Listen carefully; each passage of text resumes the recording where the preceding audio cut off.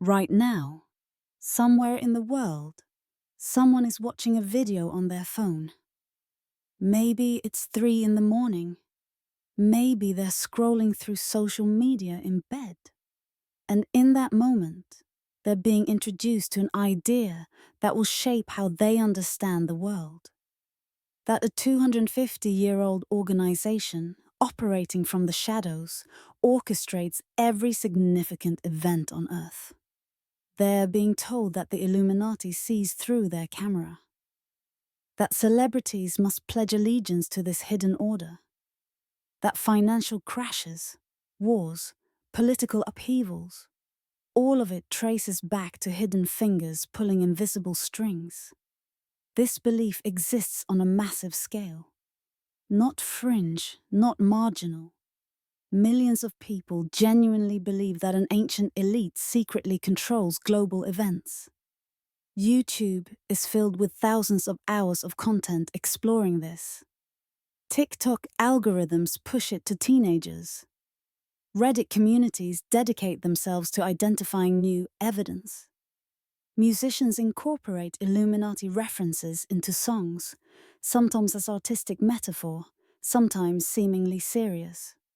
Celebrity conspiracy accounts have millions of followers, analyzing hand gestures and jewelry choices for hidden meaning. Entertainment franchises have built entire universes around the mythology. Video games explore it. Documentaries present it as fact. The Illuminati isn't a fringe belief anymore. It's woven into the cultural fabric of how we interpret power. But here's what's strange. The actual truth is far more complicated, far more human, and infinitely more interesting than any conspiracy theory. And that strangeness is precisely why we need to investigate it. The modern obsession with Illuminati control reveals something deeper about us, about how we process complexity, how we assign meaning to chaos, and how we respond to the genuine powerlessness many people feel in a world governed by invisible systems. When a financial crisis devastates your savings and you don't understand why it happened, or when you watch political events unfold that seem designed by forces outside democratic control, conspiracy thinking offers something compelling, an explanation. Someone is responsible. Someone is orchestrating this, and therefore, someone could be opposed. This isn't stupid thinking. It's actually a sophisticated attempt to impose meaning and coherence on systems that genuinely are complex and often deliberately obscured from public view. The problem isn't the impulse to understand. It's when that impulse becomes so strong that false explanations start feeling more true than uncomfortable complexity. Social media has weaponized this impulse. Algorithms don't care about accuracy, they care about engagement. A video claiming the Illuminati controls entertainment and politics gets recommended more than one explaining structural issues in the entertainment industry. A post connecting random celebrity symbols to hidden meaning gets more shares than nuanced historical analysis. The attention economy rewards sensationalism.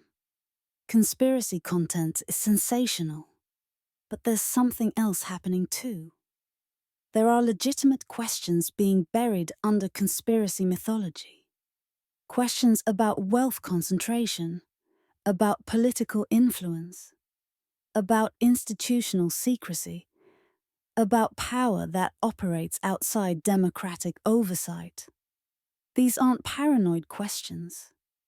They're the questions sophisticated people should be asking. The tragedy is when legitimate skepticism of power transforms into unfalsifiable belief in omniscient orchestration.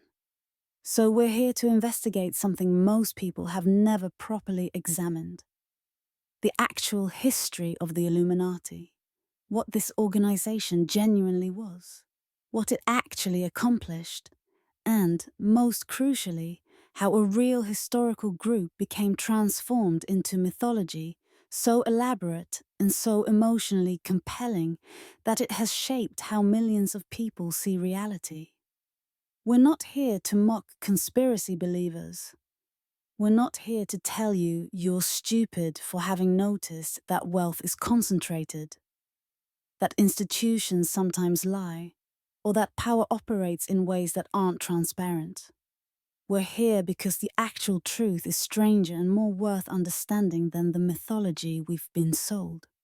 And because in an age of infinite information and algorithmic manipulation, the ability to distinguish between evidence and pattern matching might be the most valuable skill you can develop. Before we can separate myth from reality, we need to understand where the myth began. And that story starts in the heart of 18th century Europe, where actual revolutionaries created something genuinely radical. And we've been confused about it ever since. Humans are pattern recognition machines. It's one of our greatest evolutionary strengths and one of our deepest vulnerabilities. We see a rustling in the grass, and our brain instinctively recognizes it might be a predator. We see similar historical events and recognize recurring themes. We see coincidences and sometimes correctly identify them as meaningful connections. This ability has kept our species alive. But it has a shadow side. When complexity overwhelms us, when we encounter information that doesn't fit into neat categories, our brain doesn't rest. It keeps searching for patterns. And if we're afraid, or confused, or desperate for understanding, we'll find patterns even where none exist. This is called apophenia, and it's the foundation of conspiracy thinking. Conspiracy theories aren't unique to the Illuminati. They're as old as human civilization, but they've evolved. For centuries, conspiracy theories emerged from direct observation. People in power genuinely did plot in secret, and rumors about those plots spread through community gossip.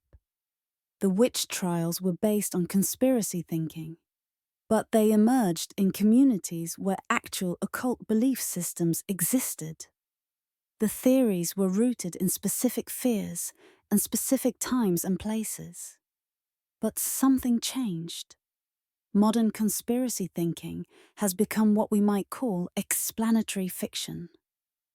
When reality becomes too complicated to understand, we unconsciously create stories that are simpler, more dramatic, more emotionally satisfying. And the stories work because they contain just enough truth to feel plausible.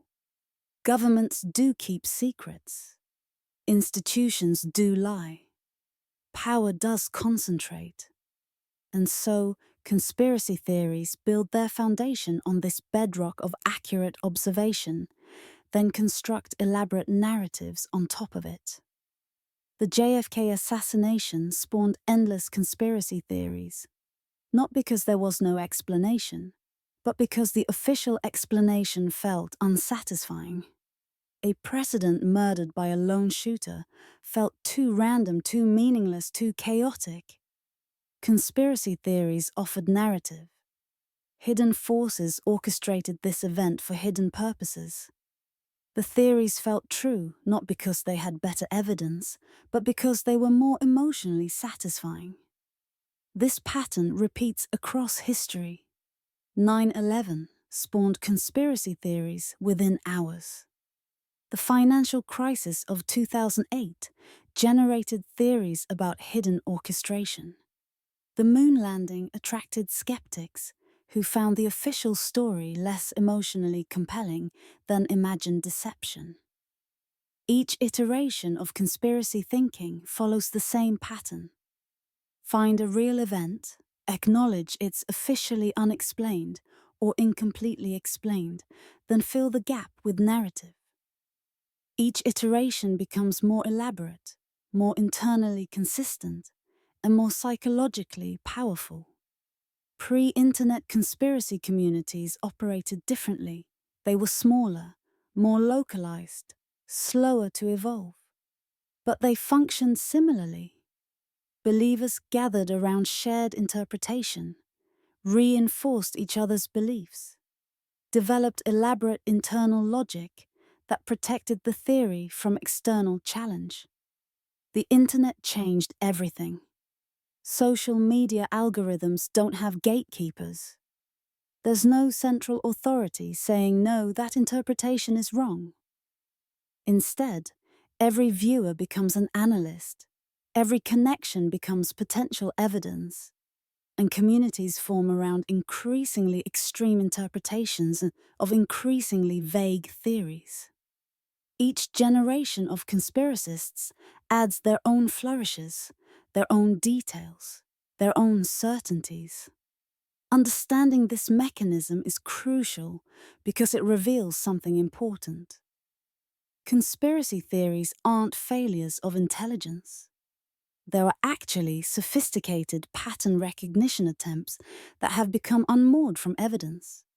And that makes them incredibly difficult to challenge because the impulse driving them is fundamentally human. So let's investigate the Illuminati phenomenon with fresh eyes. Let's go back to where it actually began. To a Bavarian university in 1776. When a professor created something that was genuinely radical, genuinely secret, and genuinely nothing like what we've been told about it. Before we examine what actually happened, we need to catalogue what we've been told. The mythology surrounding the Illuminati is vast and contradictory, but certain elements recur consistently across conspiracy culture. Understanding the modern myth is crucial because it shows us exactly what we're investigating. According to contemporary conspiracy belief, the Illuminati is an ancient secret society with roots tracing back centuries. Depending on which theory you encounter, they emerged from the Knights Templar, or from occult traditions, or from Freemasonry. The core narrative describes a hidden elite that controls governments, manipulates financial systems, orchestrates wars, and maintains their power through symbols hidden in plain sight. The mythology describes the Illuminati as nearly omniscient and infinitely patient.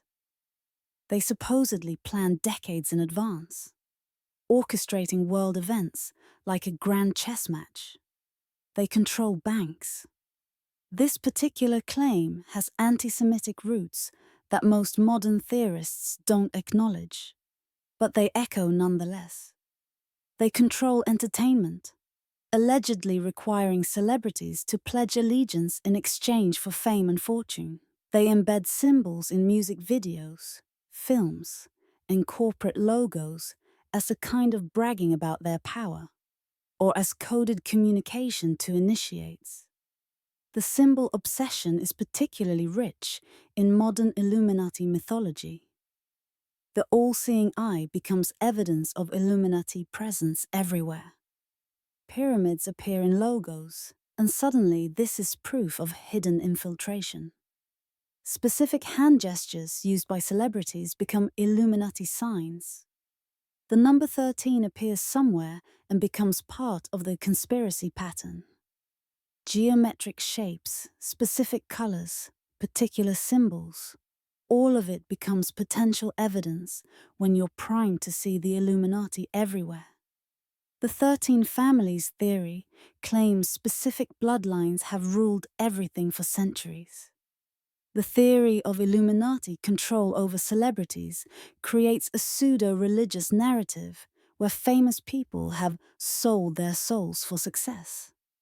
There are claims of immortality, of supernatural powers, of interdimensional entities working in coordination with human conspirators.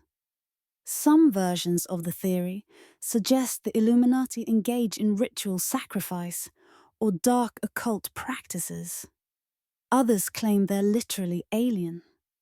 The mythology is remarkably flexible, absorbing whatever details seem most compelling to each believer. The modern celebrity Illuminati narrative is particularly fascinating because it offers psychological comfort to those who feel overlooked or unsuccessful. If a celebrity achieved fame through talent and luck, that's genuinely random and potentially depressing if you yourself struggle. But if celebrities achieved fame through joining a secret organization, that's comprehensible. You could theoretically do the same thing. The conspiracy explains success through a system rather than through luck or talent, which paradoxically makes failure seem less devastating. These beliefs spread through entertainment. Hip-hop artists incorporated Illuminati rhetoric into songs, sometimes as wordplay or artistic provocation, sometimes with ironic awareness that they were feeding conspiracy narratives. Documentary filmmakers presented conjecture as fact, lending authority to speculation through production value and confident narration. Memes crystallized conspiracy ideas into shareable units. TikTok algorithms promoted conspiracy content to curious teenagers. Each platform, each format, each iteration made the mythology more elaborate and more psychologically embedded. What's fascinating is that this mythology is treated as both secret knowledge and self-evident obvious truth. Believers simultaneously claim they have discovered hidden truth that mainstream culture doesn't want you to know, and that once you see the Illuminati, evidence is everywhere. The conspiracy is hidden but everywhere. It's invisible but obvious. These contradictions don't bother conspiracy communities because the mythology has built-in defense mechanisms against consistency. Why is this mythology so compelling? Because it's dramatic. Because it transforms chaos into orchestration. Because it offers the dark comfort that suffering has meaning. If someone deliberately orchestrated it, then at least it wasn't random. Because it creates community around shared understanding. Because it gives people with limited conventional power the sense of possessing special knowledge. Because it makes you feel intelligent for seeing what others don't. The mythology offers something powerful: coherence. In a complex world where institutions operate opaquely and outcomes seem random, the Illuminati mythology provides a narrative framework where things happen for reasons you can identify. That's intoxicating. Now that we've mapped the mythology, we're ready for the moment where we put theory against evidence. And that journey begins with a single person, a professor with an idea as well, a revolutionary impulse, and absolutely no idea that 250 years later, his organization would become the most misunderstood group in history. Imagine a place where reading the wrong book could destroy your life, where possessing certain texts would get you imprisoned, tortured, or disappeared, where intellectual curiosity had to be hidden behind locked doors and whispered conversations, where the institution that had governed thought for 1,000 years was showing the first signs of losing its absolute grip, but fought back with increasing desperation. This was Bavaria in the 1770s. It was a place of extraordinary tension, intellectual, political, spiritual. The Age of Enlightenment was spreading across Europe like a slow-motion revolution. In salons from Paris to Berlin, in universities and coffee houses, a radical idea was gaining momentum. That reason, not faith, could be the foundation of knowledge. That science, not scripture, could explain the world. That individuals had rights, not merely privileges granted by monarchs. That systems of power built on tradition and claimed divine authority could be questioned, examined, and potentially reformed. The implications were staggering. For 1,000 years, the Catholic Church had been the primary repository of knowledge in Europe. The church didn't just teach theology, it controlled education, hospitals, courts, into intellectual systems. Questioning religious authority meant questioning the fundamental structure of civilization. When Enlightenment thinkers started doing exactly that, Rome noticed. And Rome did not respond with academic debate. Bavaria was under particularly strict control. The Duke was a devout Catholic. The Jesuit order maintained powerful institutional influence. Books were banned. Public discussion of forbidden topics was prohibited. People were investigated for their reading habits. There were lists of forbidden texts, the index of prohibited books, and possessing them was a serious crime. Intellectuals operated in fear. Universities taught exactly what the church permitted. Any deviation from approved orthodoxy meant professional destruction. Yet the hunger for knowledge was voracious despite the danger, despite the surveillance, despite the threat of ruin. Educated people in Bavaria were desperate to access Enlightenment thought. They passed contraband texts hand to hand. They met in secret to discuss philosophy. They read by candlelight late at night, knowing that discovery could mean everything they'd built would collapse. This wasn't abstract intellectual interest. This was people risking their lives and livelihoods for the right to think. University professors occupied a particularly peculiar position. They were educated, intelligent, embedded within institutions, but constrained by those same institutions. A professor of canon law might desperately want to explore secular philosophy, but was bound by his position to teach orthodox theology. His private thoughts might be radical, but his public words had to be approved. The tension was unbearable for many. They knew about ideas that could transform their world, but they were prevented from fully exploring or publicly discussing them. Imagine being a brilliant young scholar in this environment. You've read Voltaire, Rousseau, Diderot, smuggled copies probably, and their ideas have fundamentally changed how you see the world. You believe that reason should triumph over superstition. You believe that knowledge should be liberalized from institutional control. You believe that education could transform society. And yet every day you navigate a system specifically designed to prevent exactly that transformation. This was the atmosphere when Adam Weishaupt arrived at the University of Ingolstadt to teach canon law. And into this crucible, this extraordinary mix of intellectual hunger, institutional oppression, revolutionary ideas, and desperate need for freedom, he would plant a seed that would echo across centuries. He wasn't a villain scheming for world domination. He was a man responding to genuine oppression with a solution that seemed both pragmatic and radical to educated minds of his era. He was a philosopher confronting an impossible situation. How do you spread Enlightenment thought in a place where Enlightenment thought is forbidden?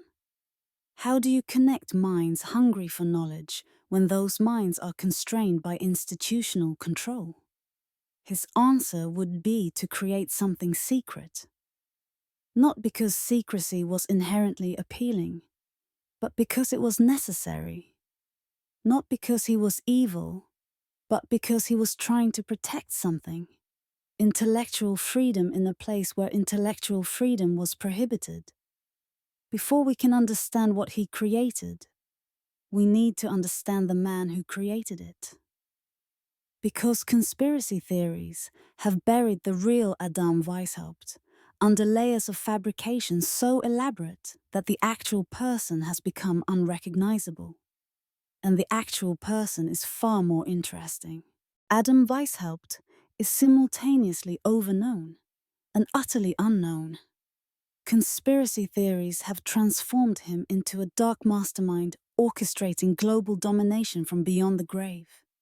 He's become a name attached to vast networks of hidden power, a puppet master pulling strings across centuries.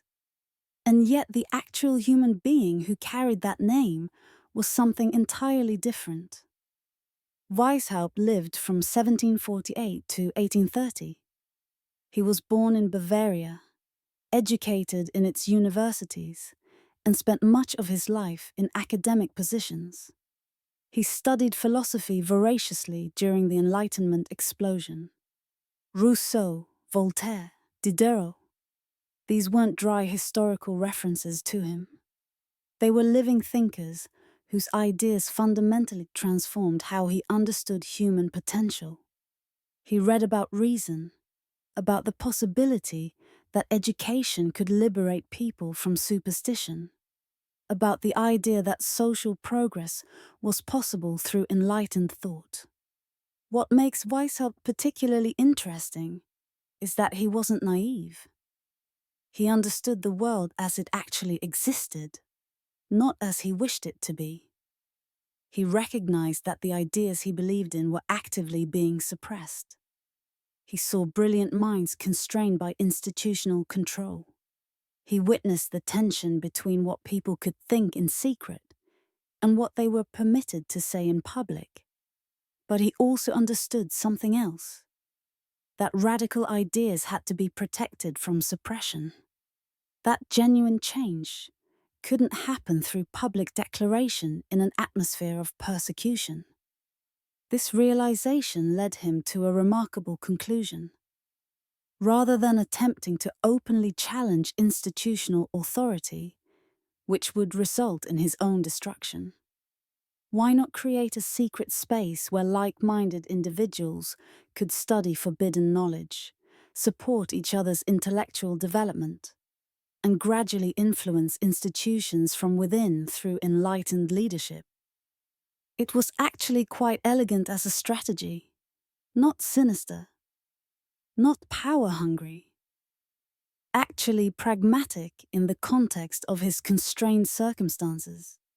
He would build an organization where philosophers could be philosophers without fear of persecution, where dangerous ideas could be discussed, where people could help each other navigate intellectual growth, and where, gradually and carefully, these enlightened thinkers might eventually influence society toward more rational, more humane systems.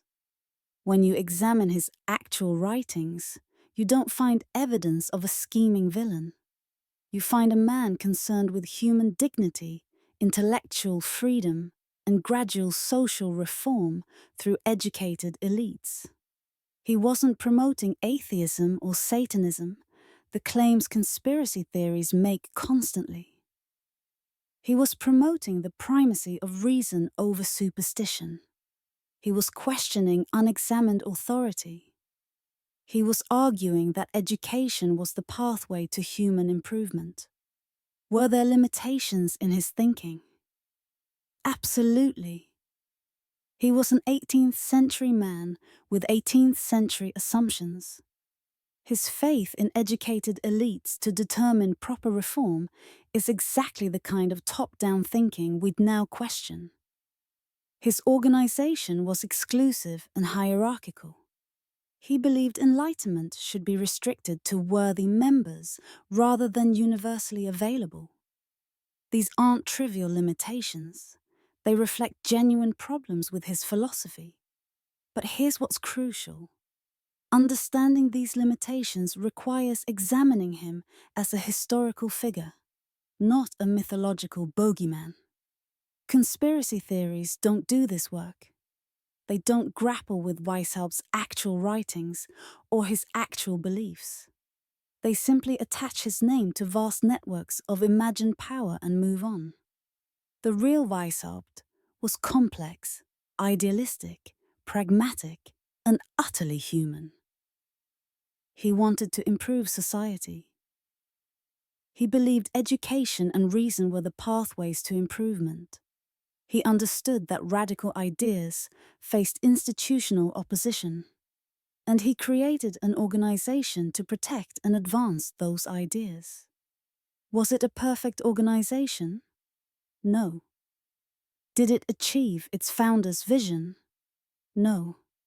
But it was a genuine attempt by a genuine intellectual to navigate an impossible situation with creativity and principle. Understanding who Weishaupt actually was, rather than accepting the conspiracy mythology, requires intellectual honesty.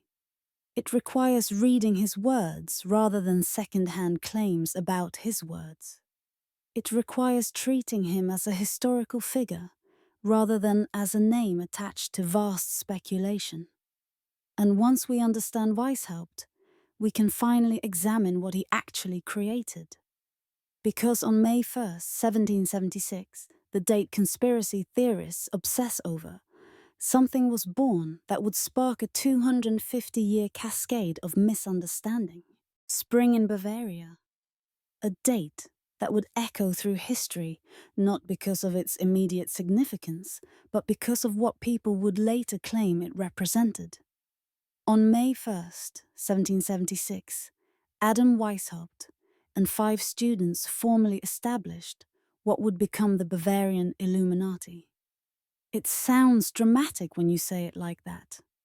The founding of a secret society. The birth of a hidden organization. The moment when global conspiracy was allegedly set in motion. The reality was far more mundane, which is precisely why it matters.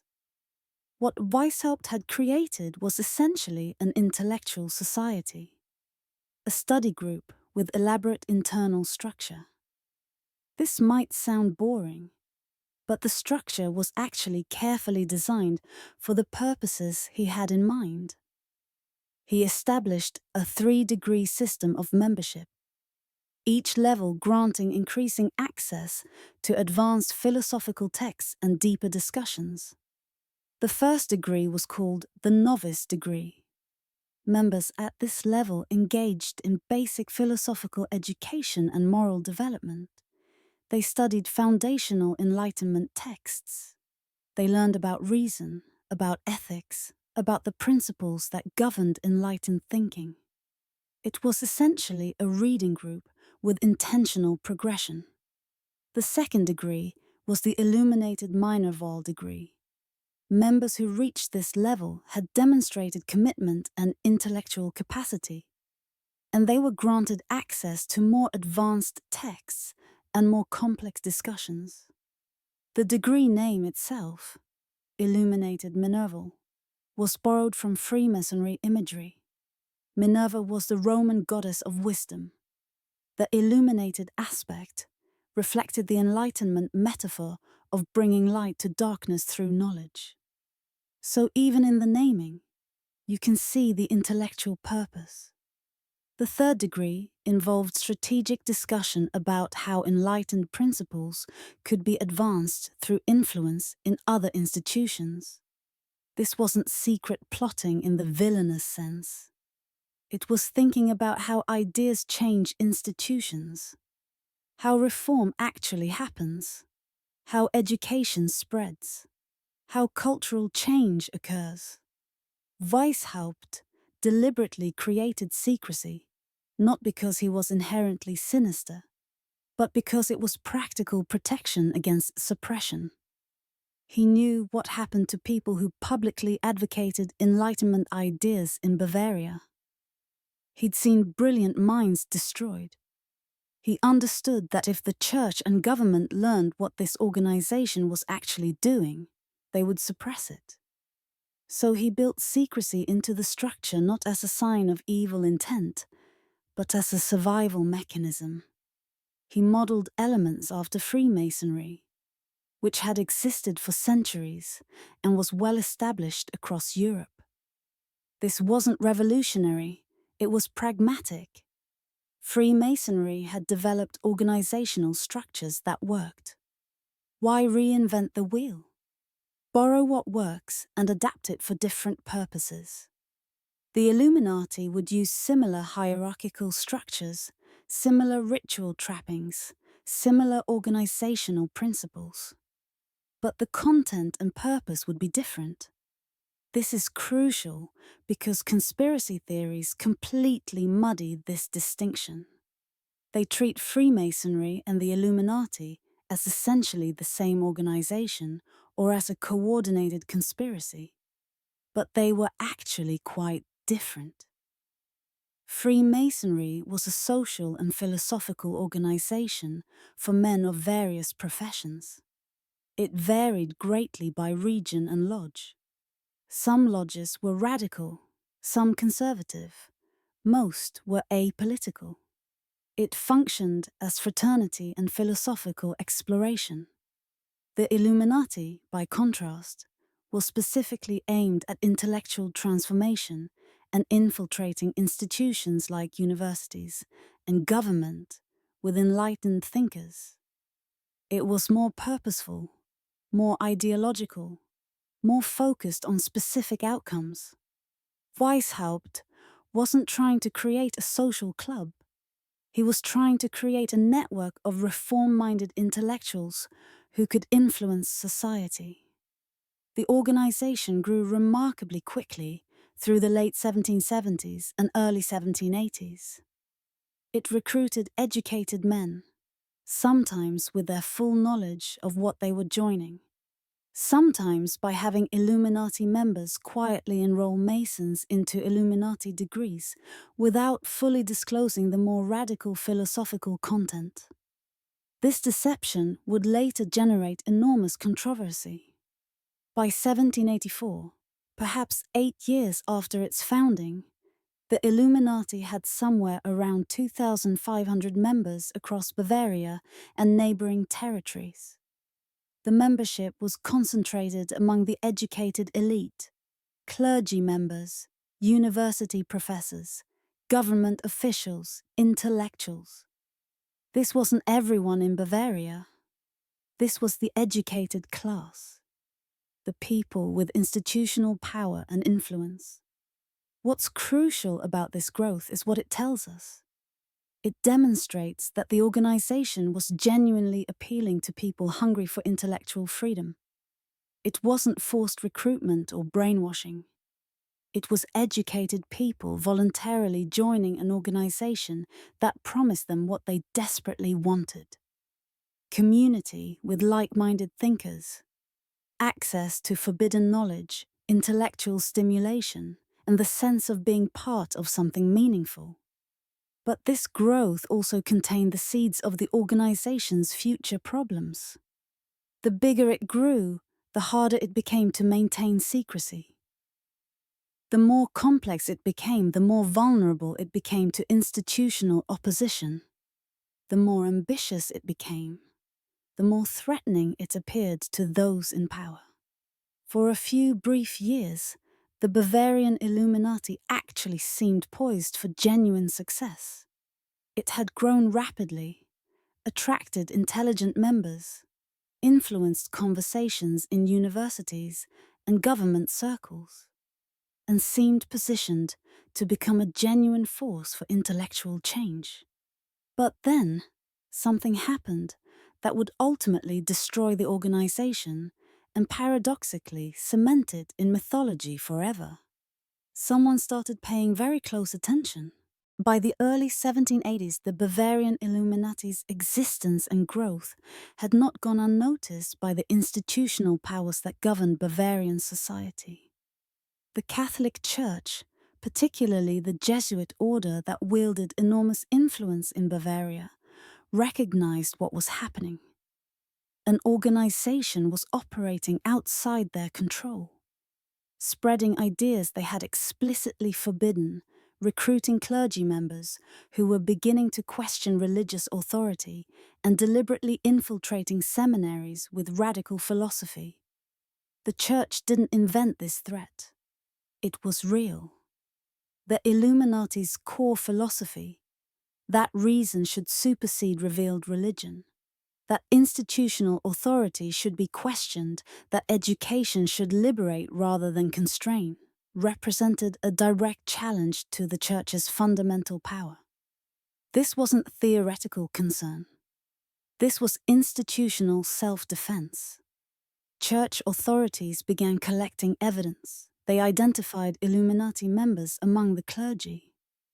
They investigated seminary corruption, noting how Illuminati sympathizers among the faculty were introducing philosophical ideas that questioned Catholic doctrine. They tracked the organization's growth. They compiled reports. They identified the leadership. And then they appealed to the Bavarian government to take action. This institutional response wasn't paranoid. It was rational. The church was doing exactly what institutions do when they face challenges to their power. They analyzed the threat, documented it, and mobilized to suppress it. What the church recognized, and what conspiracy theorists still don't understand, was that the Illuminati actually was gaining genuine intellectual and institutional influence. Not because of omniscient power, but because it offered something people wanted. Ideas have power, and these ideas were spreading.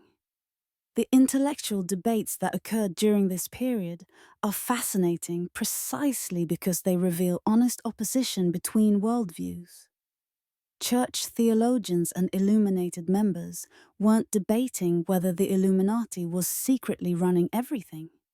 They were debating philosophy, the nature of reason, the proper relationship between faith and knowledge. Real disagreement. Real intellectual combat. Not conspiracy, but genuine conflict over fundamental questions about how humans should understand reality. What happened next is what's typically left out of conspiracy narratives. The church opposition created a vicious cycle. The more the Illuminati had to hide, the more secretive their methods became. The more secretive they became, the more sinister they appeared to outside observers. And this appearance of sinister hidden power actually justified church suppression in the minds of authority. What started as an intellectual organization responding to persecution began to look, from the outside, like exactly what it was accused of being: a hidden force working outside normal institutional channels. This is an important moment in history, because it shows how institutions respond to challenges. The church didn't prove the Illuminati was evil through argument. It suppressed the organization through force. It didn't refute Illuminati ideas. It eliminated the organization that held them. And in doing so, it accidentally created the conditions for the mythology that would follow. The church's opposition was genuine, documented, and consequential. Church authorities weren't crazy or paranoid. They were responding to a real threat to their power. And that response would inadvertently set in motion the chain of events that would transform the Illuminati from a historical organization into a legend. In 1784, the Bavarian government made a decision that would prove absolutely crucial to everything that would follow. The Duke issued decrees banning all secret societies. Not just the Illuminati, though they were clearly the primary target. All secret societies, all organizations operating outside official state control were prohibited. This wasn't a paranoid overreaction to an imaginary threat. This was state suppression of an organization that had genuinely gained significant influence among educated elites. The government had evidence. The church had provided documentation. They knew the Illuminati existed. They understood its structure. They recognized its goals, and they decided to eliminate it. The crackdown was systematic and effective. Armed agents raided homes of known or suspected Illuminati members. Documents were confiscated. Years of accumulated correspondence, membership records, organizational materials. People were interrogated, key members were arrested. Others were expelled from their positions. Some were forced to publicly recant their membership. The organization was methodically dismantled. This is the crucial historical moment where the historical narrative and the conspiracy narrative completely diverge. Conspiracy theorists claim the Illuminati survived suppression and went deeper underground, secretly consolidating world power. They argue that the government crackdown forced the organization to become even more hidden, more sophisticated, more powerful. Historical evidence shows the opposite. The Bavarian Illuminati was genuinely destroyed. Functionally extinct by 1787, the organization Weishaupt had built proved fragile in the face of organized opposition. The elaborate structure that had allowed rapid growth became the organization's vulnerability when targeted by state force. The networking that had spread ideas became the mechanism through which the organization could be dismantled cell by cell. Many members abandoned the organization entirely. Some fled Bavaria for other territories. Some recanted. Some simply retreated into silence. The organization that had seemed poised for genuine institutional influence collapsed under pressure. Within a few years, there was no functioning Illuminati organization in Bavaria.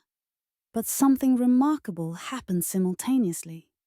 While the Bavarian government was destroying the organization, it confiscated documents that would prove absolutely transformative to the mythology. These weren't conspiracy fiction. They were actual organizational records, membership lists, correspondence, strategic planning documents, philosophical texts, the degree system documentation, everything that proved the organization existed and operated exactly as Weishaupt had designed it. And then these documents were published. They became sensational reading across Europe. Intellectuals, activists, curious readers, everyone suddenly learned about this organization with radical Enlightenment goals. Some were horrified, others were fascinated. The documents proved the Illuminati was real. They revealed the organization's methods. They showed the systematic nature of the infiltration strategy. They confirmed the worst fears of those in power and validated the hopes of those seeking intellectual liberation. Here's where the historical and mythological narratives begin their permanent separation. The confiscated documents created a gap, a space where the Illuminati's actual limited power ended and people's imaginations began. The organization itself was destroyed, but the idea of the Illuminati was being born.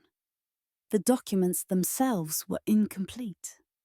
They were presented without full context by church and government authorities who had their own narratives to promote.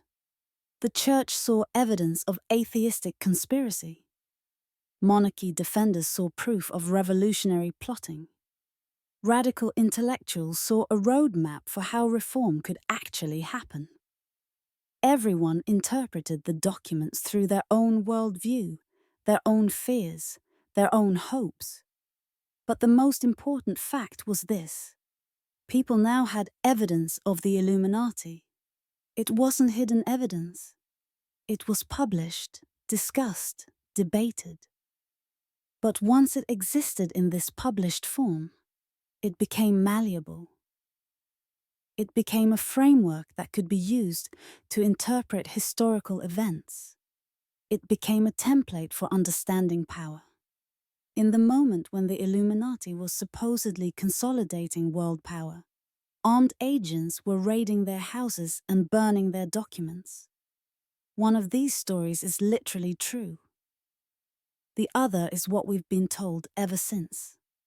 The organization didn't survive suppression to orchestrate future events. It was destroyed. But the mythology was being born. When the Bavarian government published the confiscated Illuminati documents following the crackdown, they released something that was simultaneously completely authentic and completely subject to reinterpretation. The documents were genuine, not fabricated conspiracy fiction, but actual organizational records. They revealed the Illuminati's structure, methods, philosophy, and strategic thinking exactly as Weishaupt had designed it. The degree system was documented in precise detail. The infiltration methods were explicitly outlined. The philosophical texts members were supposed to study were catalogued. The longer-term plans for institutional influence were laid bare. The documents proved that the Illuminati was exactly what critics claimed, a secret organization deliberately trying to spread Enlightenment ideology through institutional infiltration. This authenticity is crucial because it gave the mythology credibility it wouldn't have otherwise possessed. You can't accuse someone of being crazy for believing in the Illuminati when government-published documents prove the Illuminati existed and operated in precisely the way members described. The documents lent authority to otherwise speculative thinking. But the documents were also incomplete. They were fragments, snapshots of a moment in time. They showed what the organization was doing in the 1780s, but they couldn't show what it was planning for the future because the organization didn't survive long enough to execute future plans. Nevertheless, believers could read the ambitious language in the documents and imagine vast operations. How the documents were presented mattered enormously. The church and monarchy defenders who released them had clear interests in how people interpreted them. They framed the documents as evidence of a dangerous conspiracy. They emphasized the infiltration strategies, the deliberate deception of Masons, the radical philosophy. They presented the organizational structure as evidence of sophisticated plotting rather than as an educational hierarchy. They took ambiguous language and interpreted it in the most threatening possible way. The publication of these documents created a remarkable moment. The organization itself was dying or dead, but the idea of the Illuminati was being born. In death, the Illuminati became more famous than it had ever been in life. Newspapers across Europe reported on the scandal. Intellectuals debated what the documents meant. Radicals saw inspiration. Conservatives saw confirmation of their deepest fears. Some people, despite the organization being essentially defunct, wanted to join it. Others wanted to create new organizations inspired by Illuminati methods. The documents became a template for radical thinking. They were simultaneously proof that the Illuminati had been real and simultaneously the foundation for believing it remained powerful in hidden forms. Here's the critical moment. The publication of the documents created a permanent gap. On one side was historical reality, a suppressed organization, scattered members, ended operations. On the other side was imaginative possibility. What if the organization survived in hidden forms? What if it adapted? What if it became even more sophisticated? What if the documents published were only a fraction of what the organization truly was? The Illuminati didn't become legendary because it was powerful. It became legendary because someone published its diary. And half of Europe decided to rewrite the story. The documents that were supposed to prove the threat had been eliminated inadvertently, provided the foundation for a mythology that would persist for centuries. With the organization functionally destroyed and its documents public, you might reasonably expect the Illuminati would fade into history as a fascinating but ultimately failed experiment. a cautionary tale about the limits of secret organizations.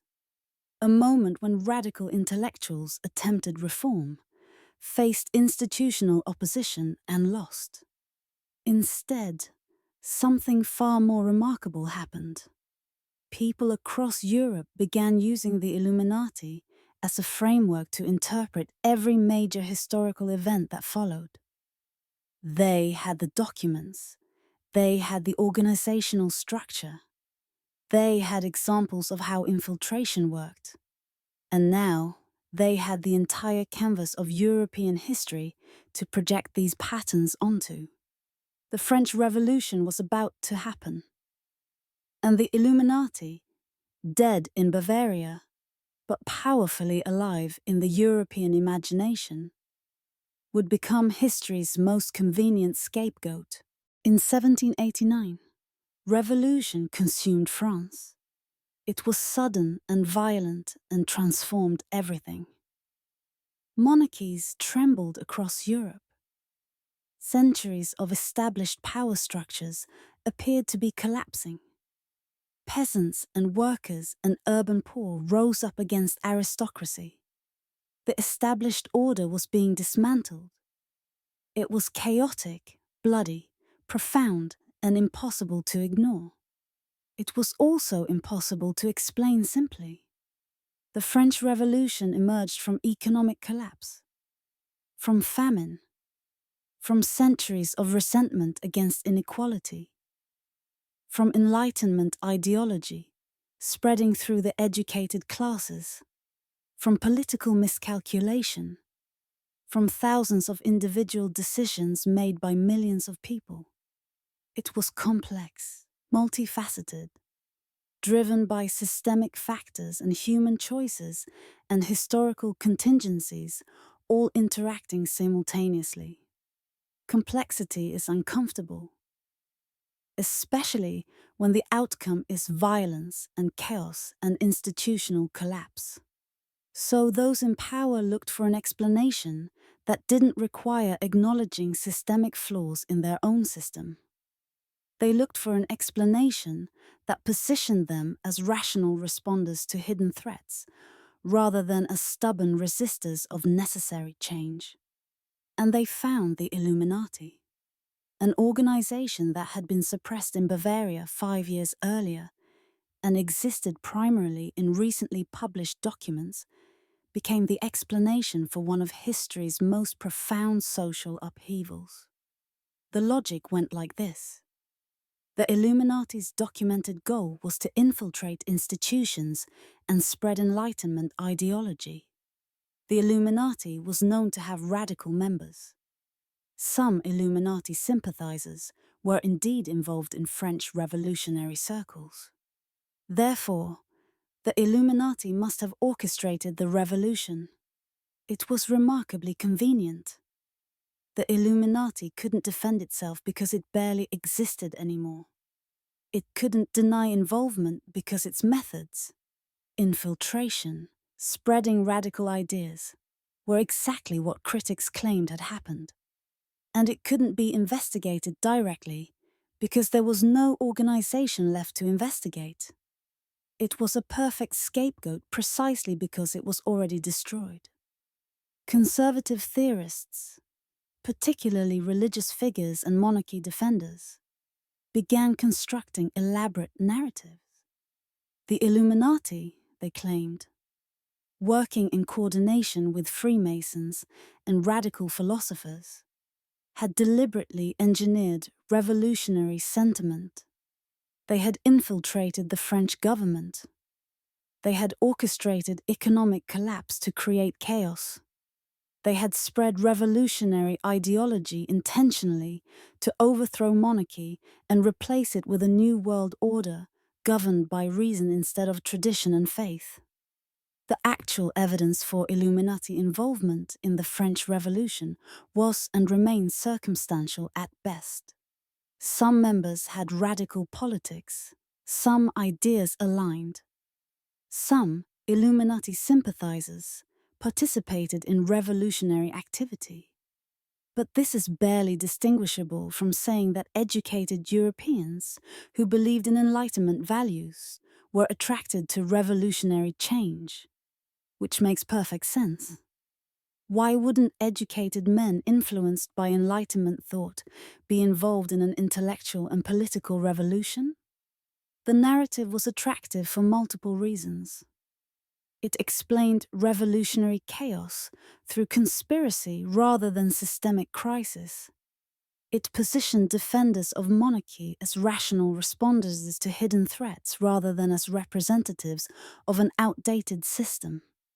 It transformed a complex political event into a morality play between hidden villains and defensive traditional authorities. It created coherence where complexity existed, and it worked. The narrative spread across Europe. Anti-revolutionary theorists, particularly religious authors, began writing elaborate books, constructing genealogies of how the Illuminati allegedly influenced events through various intermediaries and secret societies. Each theorist added their own flourishes. Each interpretation became more elaborate. And with each retelling, the Illuminati became more powerful in people's imaginations. Here's what's crucial. The genius and tragedy of blaming the Illuminati for the French Revolution is that the blame was unfalsifiable. The organization was already destroyed, so no evidence could contradict the theory. The documents published provided just enough detail to seem credible. And every revolutionary event over the next century would get added to the Illuminati indictment, building a mythology so enormous and so emotionally compelling that it became more psychologically real than historical reality. When revolution consumed France and monarchies trembled across Europe, those in power looked for an explanation that didn't involve fundamental flaws in their system. They found the Illuminati, dead 5 years but perfectly convenient. They didn't invent persecution of the Illuminati. They genuinely saw an organization designed to undermine their authority actually working, and they responded with everything they had. But in doing so, they accidentally gave the destroyed organization permanent power as mythology. Throughout the 19th century, something remarkable happened to the Illuminati conspiracy theory. It didn't stay fixed. It didn't maintain consistent details. Instead, it became infinitely plastic, capable of being reshaped to explain whatever political upheaval currently terrored the observer. Revolutionary movements in 1830 were attributed to Illuminati plotting. The upheavals of 1848 across Europe were blamed on Illuminati infiltration. The Paris Commune of 1871 was supposedly an Illuminati operation. When socialism began gaining ground across Europe, the Illuminati were blamed.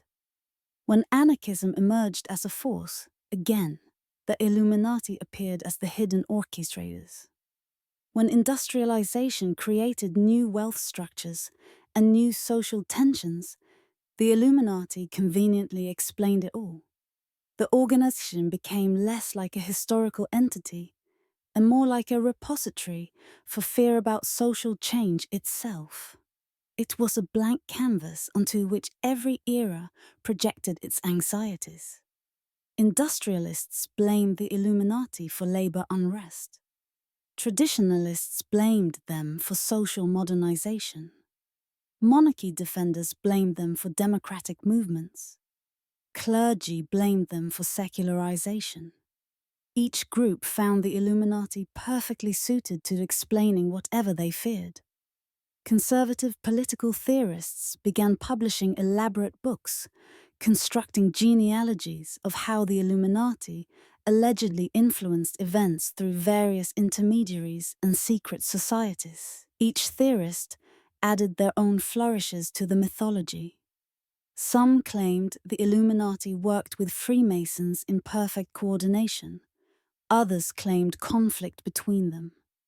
Some added the Templars, some added various occult traditions. Some added banking conspiracies, an early version of the anti-Semitic conspiracy theories that would later blame Jewish bankers for the same phenomena. What's remarkable is how the theory simultaneously became more elaborate and more vague. Each generation of conspiracy theorists inherited the theory and updated it with current concerns. Victorian-era theorists, influenced by anti-Semitic thinking, often melded Illuminati narratives with anti-Jewish conspiracy theories, creating hybrid mythologies where hidden elites and sinister bankers and ancient conspiracies all merged into one grand narrative of malevolent control. The Illuminati began appearing in political discourse as shorthand for any hidden power the observer didn't understand and couldn't abide. By the end of the 19th century, the Illuminati had become almost metaphorical. It wasn't really referring to the historical Bavarian organization anymore. It was a name applied to any hidden elite allegedly manipulating events. The original organization, its actual members, its genuine limitations, and its real historical suppression were almost entirely lost from popular consciousness. What had replaced them was a mythology so flexible it could mean almost anything, so powerful that it could explain any historical event, so emotionally satisfying that it provided psychological comfort regardless of evidence. The Illuminati conspiracy theory had become detached from historical reality and had taken on a life of its own. The bogeyman had become the universal explanation for social change.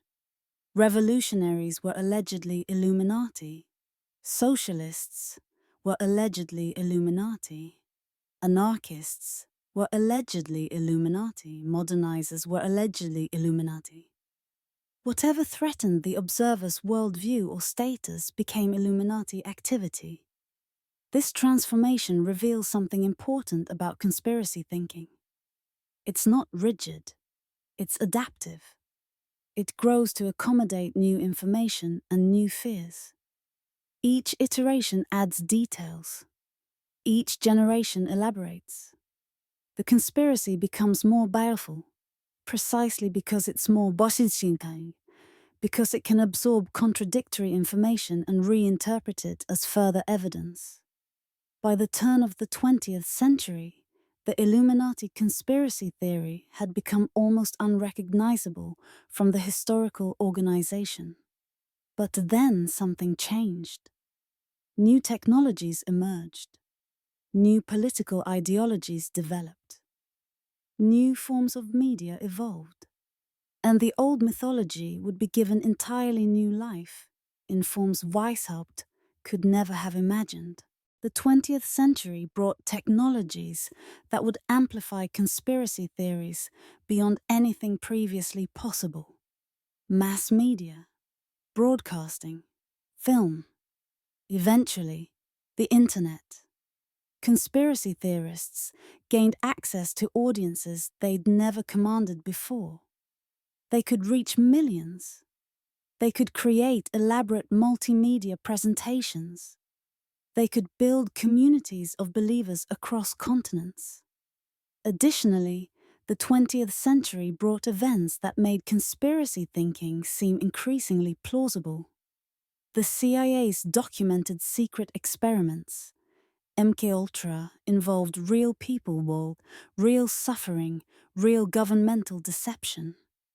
The government's documented lies about wars, about weapons programs, about military involvement. Corporate corruption that was real and damaging. Institutional manipulation that was documented and consequential. Conspiracy theories gained a patina of credibility because some of their claims were actually true. Governments do keep secrets. Institutions do lie. Hidden agendas do exist. Power does concentrate. The challenge became distinguishing between documented hidden activities and fabricated global conspiracies. The line between legitimate skepticism and unfounded speculation became increasingly blurred. Into this environment, the old Illuminati mythology found new expression. In the 1960s and 1970s, the Illuminati conspiracy appeared in countercultural literature and music. It represented hidden power structures that the counterculture was supposedly rebelling against. In the 1980s and 1990s, it found expression in films, video games, and emerging internet culture. Each medium reformatted the mythology for its audience. Each iteration made it more visually compelling, more dramatically satisfying, more emotionally engaging. By the time the internet became ubiquitous in the 2000s, the Illuminati conspiracy had accumulated centuries of elaboration, modern technological amplification, cultural entertainment reinforcement, and genuine examples of hidden institutional activity that believers could point to as proof. The mythology had transformed from a failed 18th century Bavarian organization into a permanently flexible framework, capable of absorbing any new information and reinterpreting it as evidence of global control. Social media algorithms discovered that Illuminati content drove engagement. YouTube recommendation systems pushed conspiracy videos to curious viewers. TikTok promoted Illuminati content to millions of teenagers. Reddit communities dedicated themselves to identifying new evidence. Twitter threads went viral analyzing celebrity symbolism. The commercial incentive to produce and promote conspiracy content aligned perfectly with the algorithmic incentive to promote engaging content. The Illuminati had gone from suppressed organization to entertainment franchise to genuine cultural phenomenon. The mythology persisted not because it was true, but because it was profitable, psychologically satisfying, community-forming, and ideally suited to algorithmic amplification. The Illuminati had survived its own historical destruction not through any genuine power, but through becoming exactly what it had always accused others of being: an invisible but omnipresent force shaping human consciousness. At the heart of modern Illuminati belief is a cognitive phenomenon so fundamental to human thinking that it's almost impossible to question from inside it. We are pattern recognition machines. It's one of our greatest strengths and one of our deepest vulnerabilities. Our brains are exquisitely designed to detect patterns because pattern recognition kept our ancestors alive. A rustling in the grass recognizable as a potential predator. Similar sounds over time recognized as approaching danger. Patterns noticed meant survival. This capability is powerful and necessary. We wouldn't be alive without it. But it has a shadow side that becomes increasingly problematic in an information-rich environment. The brain continues finding patterns even when no patterns exist. When we're primed to see something, we find evidence everywhere. The technical term is apophenia, and it's the engine of modern conspiracy thinking. An Illuminati believer encounters a symbol, an eye, a triangle, a particular number, and it becomes evidence. They notice that one entertainment figure used this symbol, then another, and suddenly there's a pattern that proves coordinated activity. What they're not noticing is how often this symbol appears naturally in design, or how confirmation bias leads them to ignore the thousands of times people use symbols without meaning. They're not noticing that they've never seen a reference to this symbol being used randomly. They've only noticed it in contexts that support their hypothesis. The all-seeing eye appears on the dollar bill and becomes proof of Illuminati currency control. But the eye has a straightforward historical explanation rooted in 18th century design choices and Masonic imagery.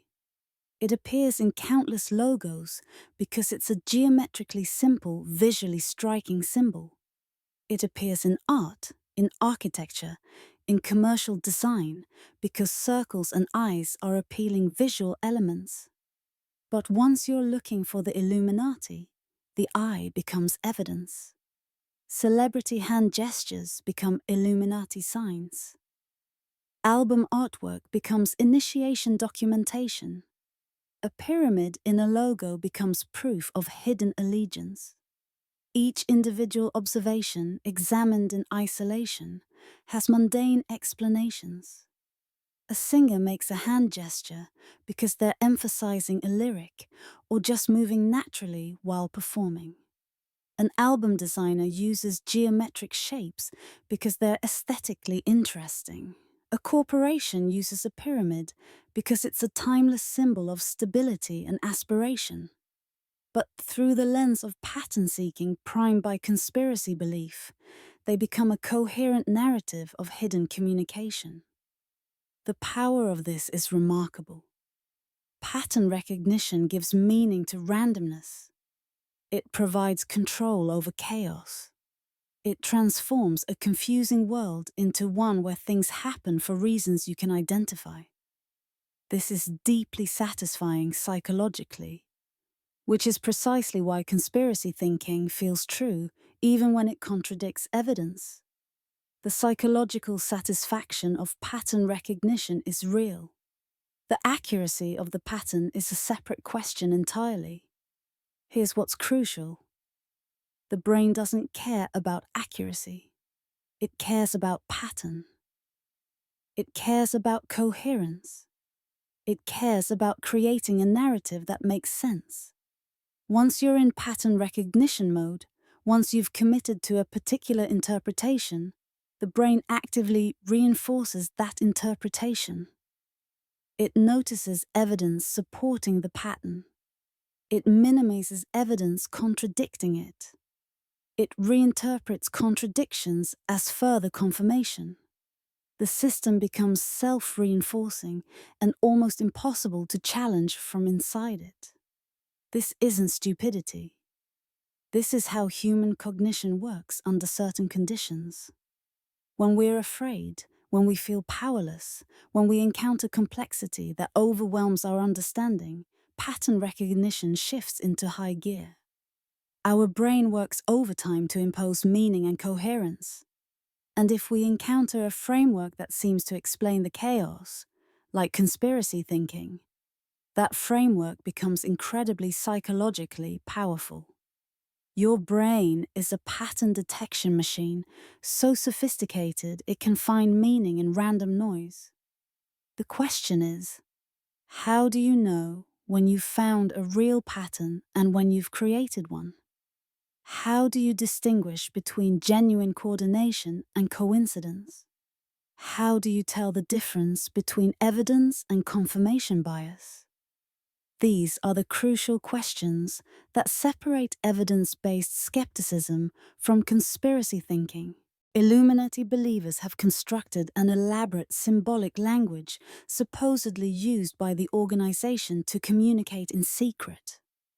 This language includes symbols, pyramids, eyes, owls, specific hand gestures, numbers, particularly 13 and 666, borrowed from numerological and religious traditions. Colors, geometric patterns, specific arrangements of objects. The appeal is obvious. If there's a secret language, if there's a code that hidden elites use to communicate, then every ambiguous cultural artifact becomes potentially meaningful. When a music video features a pyramid or geometric shapes, that's not artistic choice or aesthetic preference. That's coded communication to Illuminati initiates. When a celebrity makes a particular hand gesture, that's not just natural movement or emphasis. That's a Illuminati sign. When a logo appears, it's not corporate design. It's ritual transmission of hidden knowledge and proof of allegiance to the secret organization. The mechanism works psychologically through a process called meaning-making. Humans are meaning-making creatures. We can't help it. We see patterns and we construct meaning. We see symbols and we construct significance. This is how culture works. Symbols do carry meaning. They always have so. But the question is whose interpretation of the symbol is accurate. Who gets to decide what a symbol means? In conspiracy communities, the interpretation is decided collectively by believers. The internet has democratized symbolic interpretation. Any viewer can propose that a symbol means something. Within conspiracy communities, these meanings are validated by others seeing patterns. There's no central authority saying no, that symbol doesn't mean that, in conspiracy spaces. Instead, there's collective reinforcement of interpretations. Each person's observation validates others' observations. Each proposed meaning is reinforced through community agreement. A pyramid is geometric. It's historically used in Freemasonry for philosophical meaning. It's common in design because it's a stable, visually striking shape. But once conspiracy communities have decided that a pyramid is an Illuminati symbol, that meaning becomes socially reinforced. Someone sees a pyramid in a logo and the community validates the observation. Someone connects a pyramid to another pyramid and sees a pattern. Someone interprets the pattern as evidence. And within the community, this interpretation becomes consensus truth. The question of what makes interpretation valid never gets addressed in conspiracy communities because the methodology doesn't allow for questioning interpretations. You're either inside the pattern recognition framework or you're outside it. If you're inside it, alternative interpretations seem impossible. If you're outside it, you're not seeing what's obvious to insiders. Importantly, we must acknowledge that symbols do have meaning. They do carry significance. The issue is determining whose interpretation is accurate. A pyramid in corporate logo design might be chosen because pyramids are aesthetically associated with permanence and hierarchy. It might be chosen because it's geometrically interesting. It might be chosen for hundreds of reasons that have nothing to do with hidden symbolism. But once a community has decided a pyramid is an Illuminati symbol, proving that interpretation wrong becomes impossible because any pyramid becomes further evidence. Conspiracy believers answer the question of how to distinguish between design and coded communication through assumed intent. Major figures in entertainment, politics, and finance must be Illuminati members trying to announce their allegiance. Every symbol becomes meaningful through this assumption, but this requires circular logic. Assuming someone is Illuminati, then interpreting everything they do as evidence of Illuminati activity. The hermeneutic works like this. If a celebrity uses a symbol, that's proof of Illuminati membership. If a celebrity denies Illuminati membership, that's proof they're hiding it. If a celebrity uses no symbols, that's proof they're being careful to hide their membership. Every possible outcome confirms the theory. Every response validates the conspiracy. The system is unfalsifiable because any evidence or lack of evidence can be reinterpreted as confirmation. Symbols and patterns create a powerful sense of hidden communication happening in plain sight. But they require one more element to build a complete conspiracy theory. Famous people who can be identified as Illuminati members. And in an age of celebrity obsession and social media, we have more famous people to suspect than ever before. modern Illuminati conspiracy theory is substantially sustained and amplified by claims about celebrity membership. A-list musicians, actors, politicians, athletes are regularly accused of being Illuminati members who have sold their souls for fame and fortune. This serves multiple psychological and social functions simultaneously. It explains celebrity success through conspiracy rather than talent or luck. A reassuring narrative for those who feel overlooked or unsuccessful. It creates a sense that the conspiracy is visible and immediate. It's not abstract. It's your favorite singer or that politician you dislike. It creates a game where viewers become detectives, identifying proof of celebrity membership through symbols, hand gestures, artwork, and cryptic statements. The accusation cycle is remarkably consistent. A celebrity is selected. Often those who are famous produce complex artwork with multivalent imagery or express themselves in provocative ways. Believers collect evidence, a hand gesture interpreted as a sign, lyrics containing symbolism, artwork with geometric patterns. This evidence is compiled into videos or graphics that spread across social media. The videos are professionally produced. They use dramatic music and editing. They present speculation as analysis. They accumulate views in the millions. The celebrity, if they respond at all, faces an impossible situation. If they deny Illuminati membership, that's interpreted as defensive lying. Why would they deny it so vehemently if there was nothing to hide? If they play along with the accusation as a joke, that's interpreted as thinly veiled admission. Why would they reference something jokingly if they weren't actually involved? Either way, the conspiracy theory is reinforced. The celebrity has either admitted guilt through denial or through playing along. Some celebrities embrace the mythology as marketing. They understand that being associated with Illuminati conspiracy actually increases their cultural relevance and mystique. They lean into the accusations. They incorporate Illuminati imagery into their work. They make cryptic statements. They create content that fuels speculation. In doing so, they're participating in their own mythology. They're treating the conspiracy not as something to debunk, but as cultural material to engage with. What's crucial is that this dynamic serves psychological needs for believers. It transforms celebrity success from inexplicable inequality into a comprehensible system. Celebrity success becomes something you could theoretically access if you were willing to make the same choice. The conspiracy explains inequality through individual choice rather than through systemic factors beyond your control. This is psychologically more tolerable than accepting that some people have advantages you don't.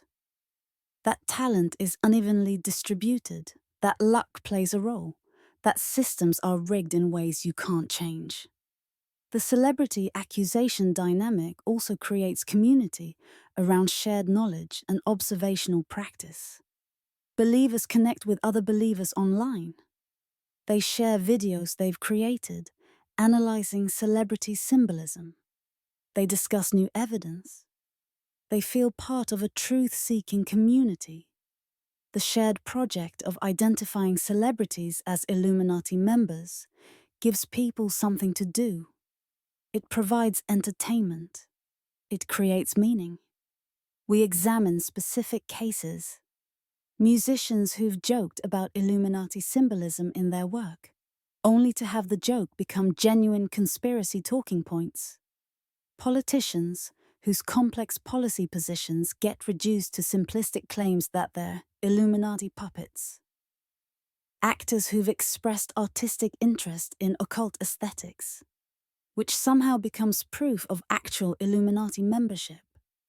The section addresses why celebrities don't universally deny these claims. Some genuinely find the speculation entertaining. Some recognize that engaging only amplifies the conspiracy claims.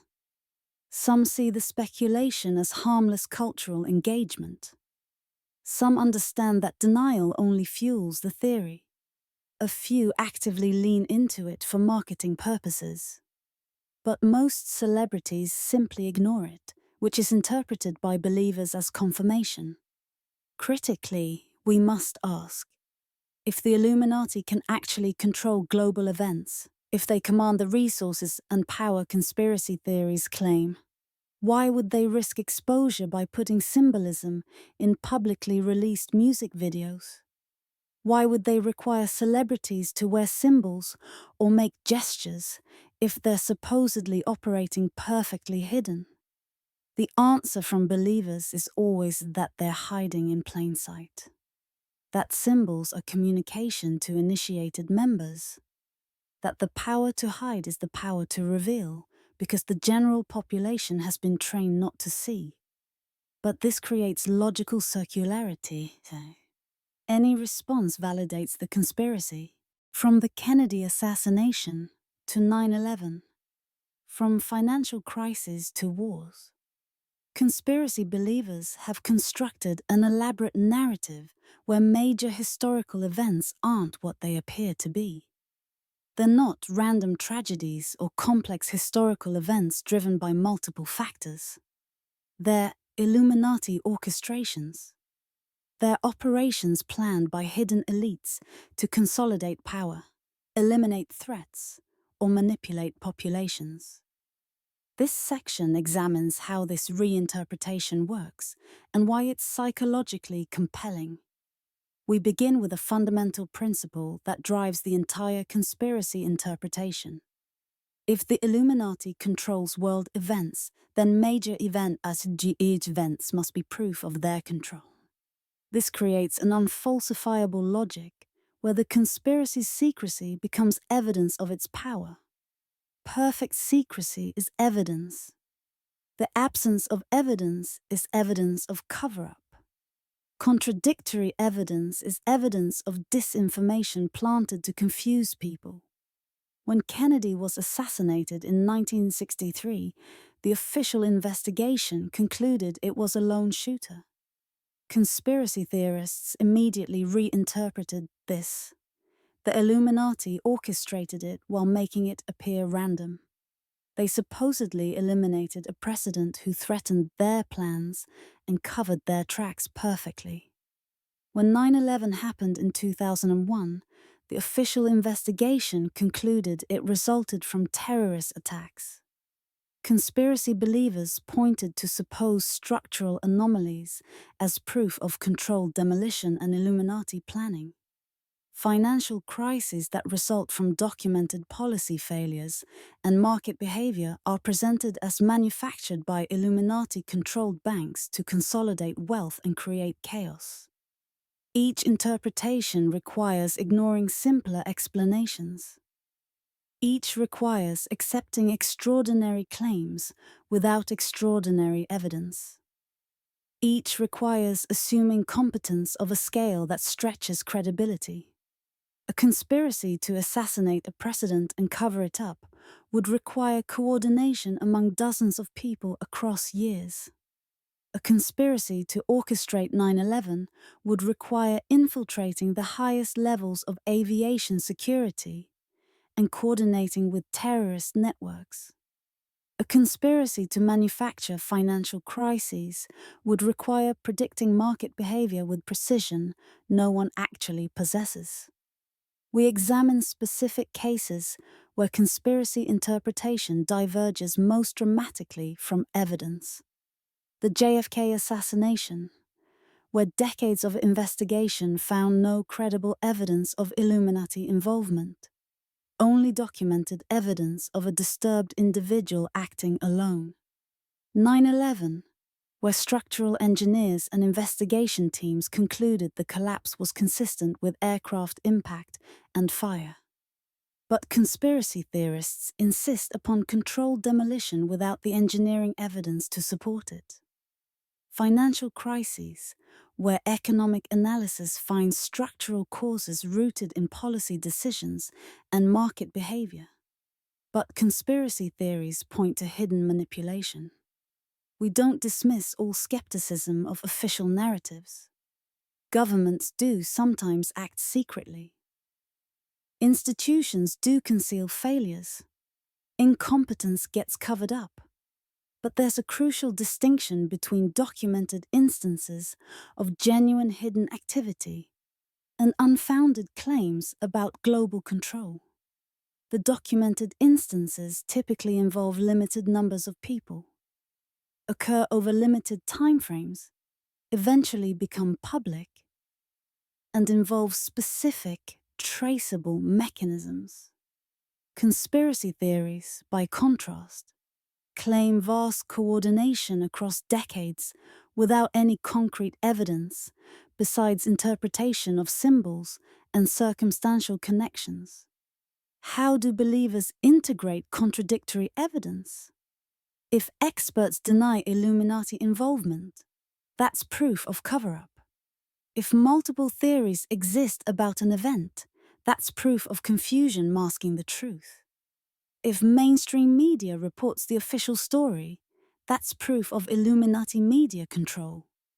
Every possible response reinforces the conspiracy, because the conspiracy becomes unfalsifiable through its own logical structure. The system protects itself from disproof.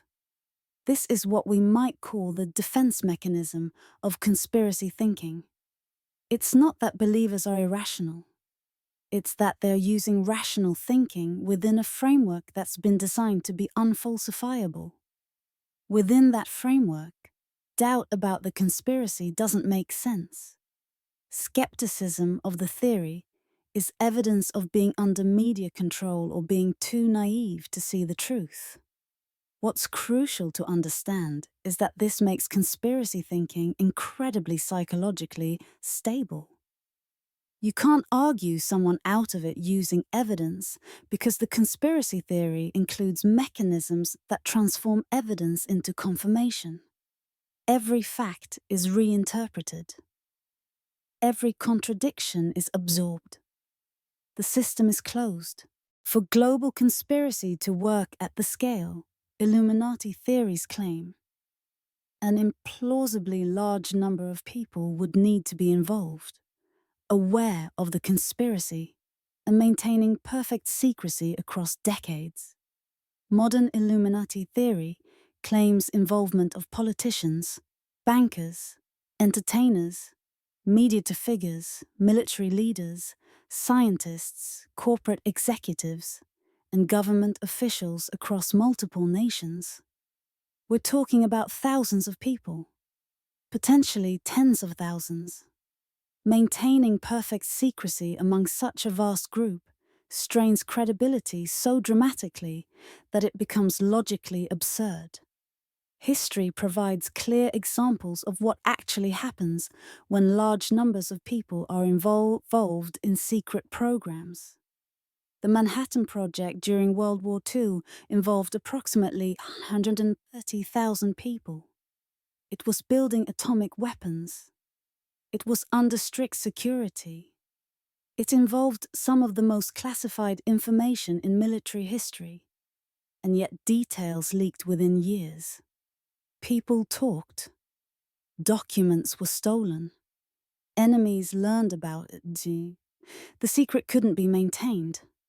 The CIA's MKUltra program involved thousands of agents, scientists, and participants. It was deliberately hidden from oversight. It was designed to be secret. It involved unethical experiments on humans. And yet it became public. Whistleblowers came forward. Documents were declassified. The program is now extensively documented and well understood.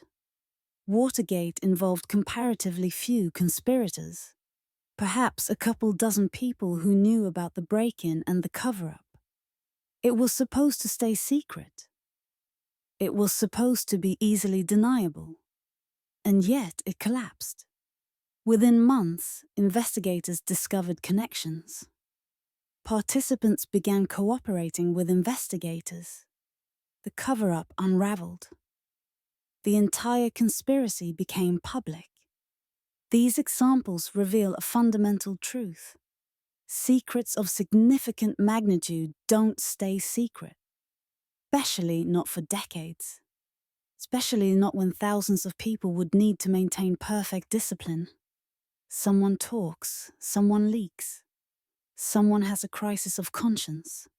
Someone gets arrested and makes a deal. Someone writes a memoir. Someone's communications get intercepted. Conspiracy believers have responses to this numbers problem.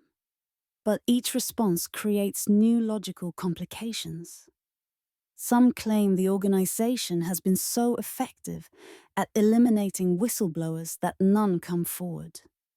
Yet somehow believers have identified all these Illuminati members through internet research. If the organization can eliminate whistleblowers, why can't it eliminate internet researchers? The claim doesn't withstand scrutiny. Others argue the compartmentalization is so sophisticated that members don't know the full plan. Only a few people at the top understand what's actually happening. But this raises the question, how do you know the full plan if those supposedly running it don't?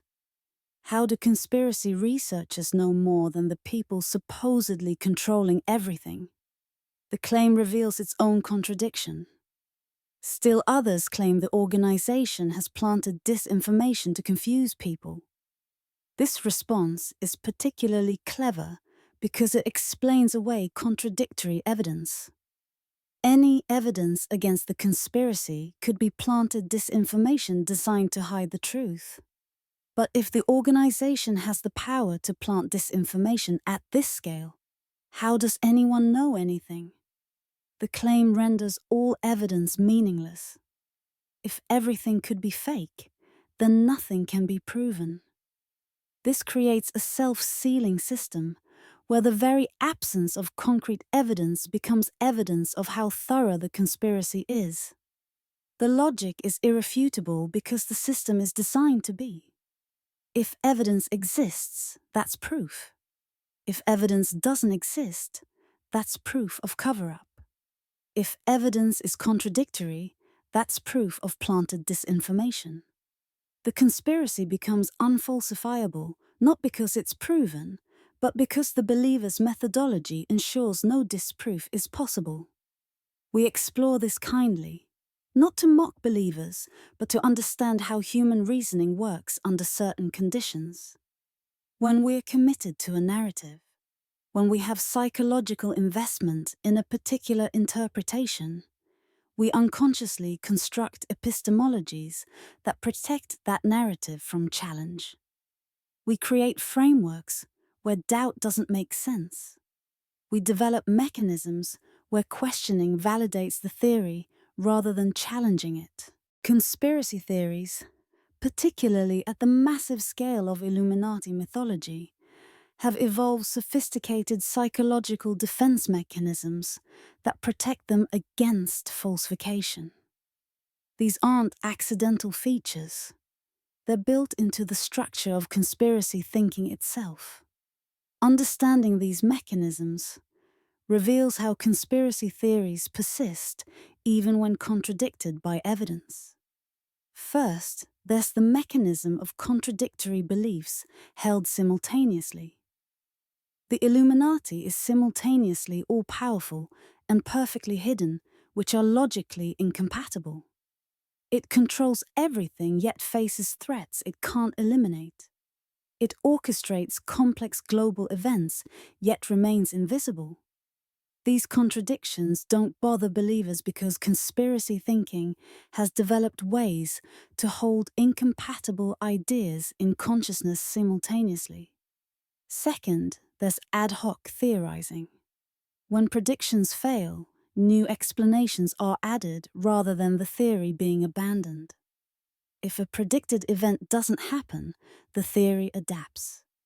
The Illuminati must have changed plans, or used different methods, or faced unexpected resistance. Nothing ever falsifies the theory because the theory is flexible enough to absorb any outcome. Third, there's pattern matching of data. Information supporting the theory is evidence. Information contradicting the theory is disinformation or cover-up. New information is interpreted as supporting the theory, regardless of what it actually says. Every data point, regardless of its actual content, is reinterpreted as confirmation. Fourth, there's social reinforcement. Believers exist in communities where the conspiracy theory is constantly validated. Skepticism is treated as naivety or willful blindness. Doubt is discouraged. Agreement is rewarded. Questioning is met with educational responses designed to deepen belief rather than encourage critical examination. These defense mechanisms aren't unique to Illuminati theory. They appear in religious fundamentalism, in cult thinking, in other forms of committed belief where the central narrative becomes identity. But what's changed is the mechanism of reinforcement. Pre-internet, conspiracy communities were smaller and slower to evolve. Now they're amplified by algorithms. YouTube's recommendation algorithm doesn't distinguish between historically accurate and conspiratorial content. It shows users similar content. Someone watches one conspiracy video, and the algorithm recommends progressively more extreme versions. Reddit communities, TikTok trends, and Facebook groups create following the Bavarian government's ban in 1784 and the subsequent crackdowns. The Bavarian Illuminati declined rapidly. This wasn't a slow fade. This was collapse. Some members recanted under pressure from authorities or their employers. Others fled Bavaria for other territories in Europe. Still others simply abandoned the organization, recognizing it had become impractical and dangerous. The elaborate structure Weishaupt had designed, the 3-degree system, the networking architecture, the infiltration strategy, proved fragile against organized suppression. What had allowed rapid growth became the organization's vulnerability. When authorities knew what they were looking for, they could dismantle the network methodically. By 1787, just a decade after its founding, the organization was effectively defunct as an organized entity. There was no surviving Illuminati organization. There were only scattered former members. What happened next is crucial but often misunderstood by conspiracy theorists. The organization didn't survive underground to orchestrate future events. Instead, its surviving members scattered across Europe, carrying with them the organization's philosophical commitments. Some attempted to recreate Illuminati-style groups in other locations. Some joined established Masonic lodges, bringing Illuminati ideas to those communities. Some became active in reform movements, revolutionary politics, or intellectual societies. Some simply retreated into private life. This wasn't the Illuminati remaining powerful. It was the ideology of the Illuminati dispersing into other contexts. The organization had failed, but the idea survived. Some individuals who had been Illuminati members were indeed involved in subsequent historical events, but not as part of an organized conspiracy. They were individuals with shared philosophical commitments living their lives and making choices based on their beliefs. Some Illuminati members were active in the French Revolution, but not as an organized Illuminati conspiracy. They participated as individual revolutionaries who happened to share Enlightenment values. The same values that had attracted them to the Illuminati also attracted them to revolutionary change. This is perfectly logical. Why wouldn't educated men influenced by Enlightenment thought be involved in an intellectual and political revolution? But this is entirely different from a coordinated conspiracy. Some influenced academic institutions where they taught. Some became involved in reform movements in the 19th century. But these influences were diffuse, uncoordinated, and mixed with numerous other movements and ideologies. The Illuminati didn't orchestrate these movements. It didn't control the people involved. It simply didn't exist as an organization anymore. Former members brought ideas influenced by their time in the Illuminati. But that's entirely different from the Illuminati maintaining control. By the early 1800s, there was no meaningful Illuminati organization. There were only scattered former members with shared philosophical commitments, living their lives in different contexts.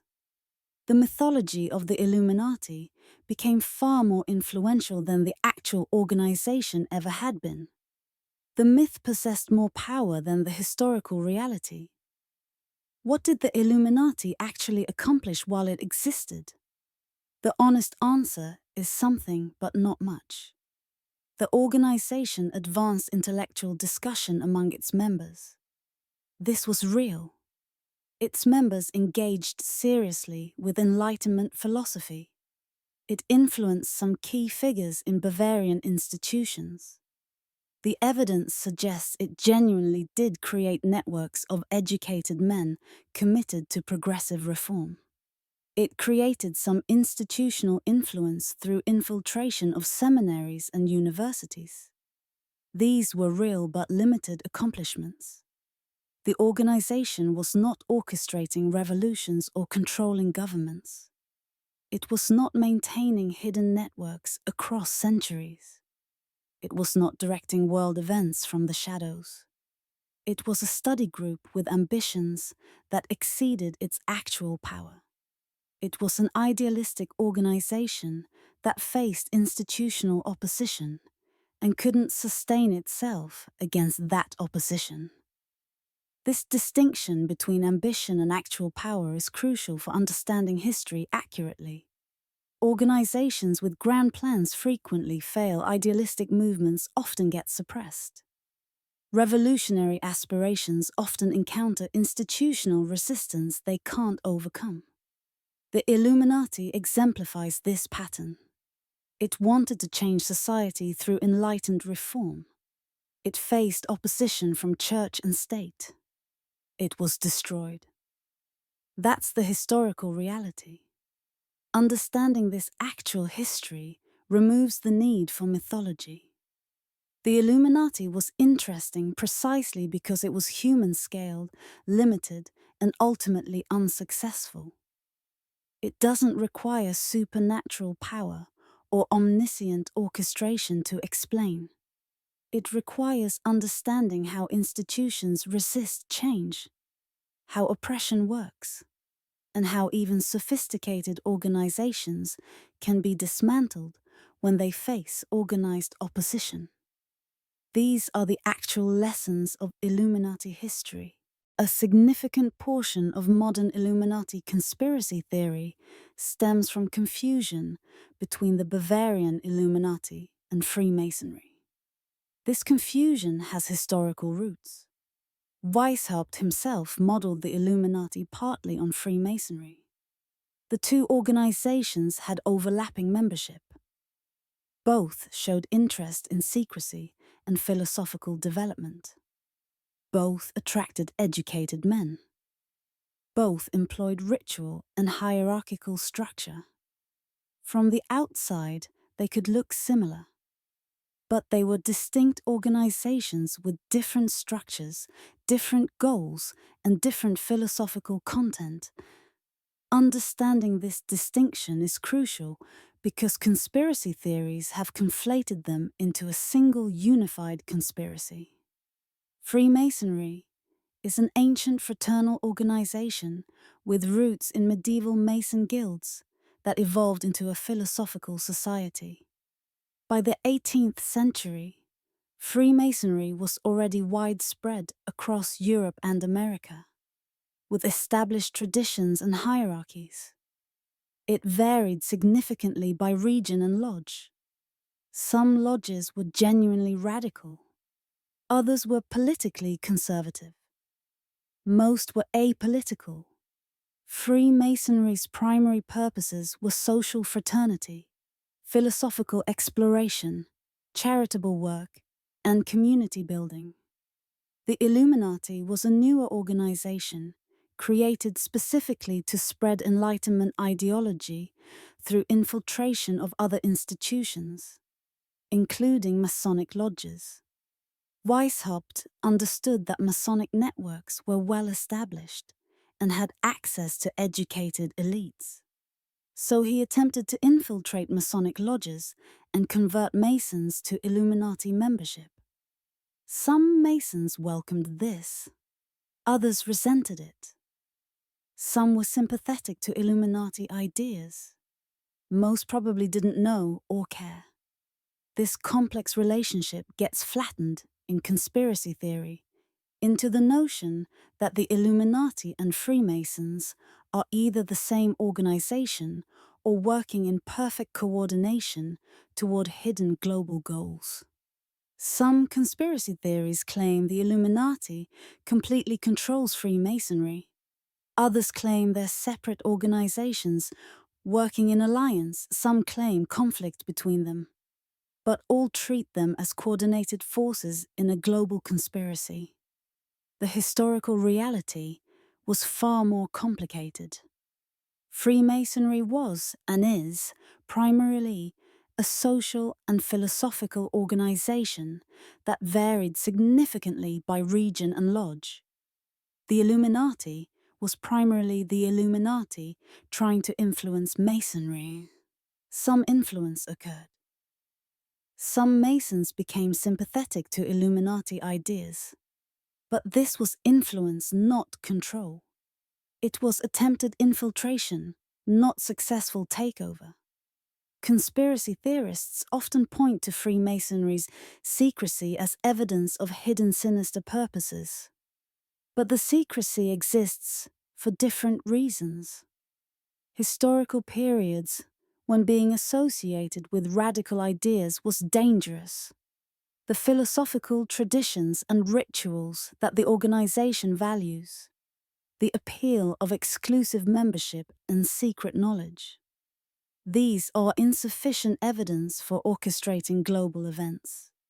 Actual Masonic documents and history reveal an organization concerned with philosophy, morality, charitable work, and fraternity. Not global orchestration, not hidden control, sincere, if sometimes misguided, attempts at personal and moral development through philosophical study and fraternal community. We must acknowledge why confusion is understandable. Both organizations were secret, both were hierarchical. Both attracted educated men. Both had members involved in revolutionary and progressive movements.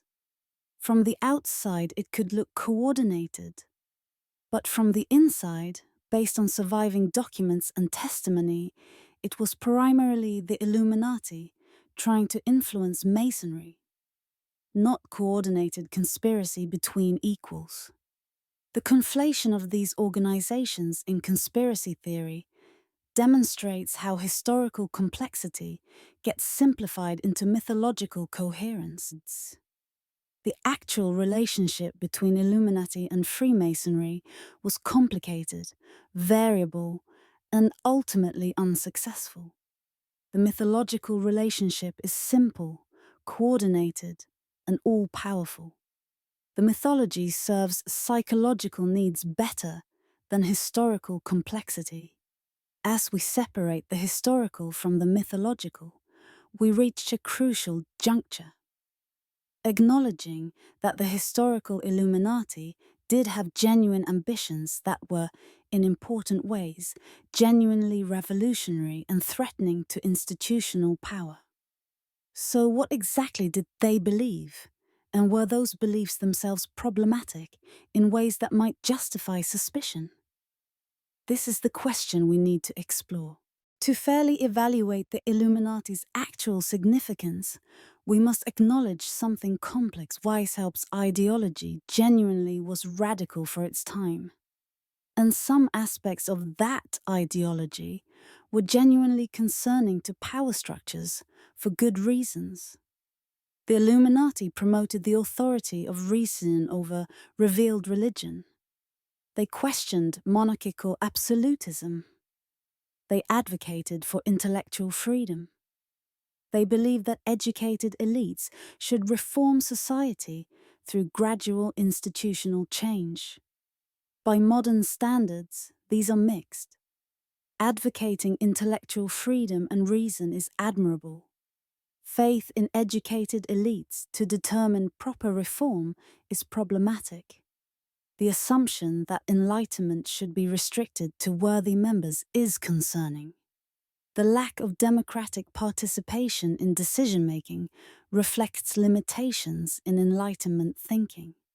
The belief in progress through secret manipulation of public institutions raises enduring questions about whether genuine progress can emerge from hidden manipulation, or whether transparent democracy is necessary for legitimate social change. When you examine Weishaupt's actual writings, you find someone genuinely concerned with human welfare and genuine progress. You don't find someone scheming for power or orchestrating global domination.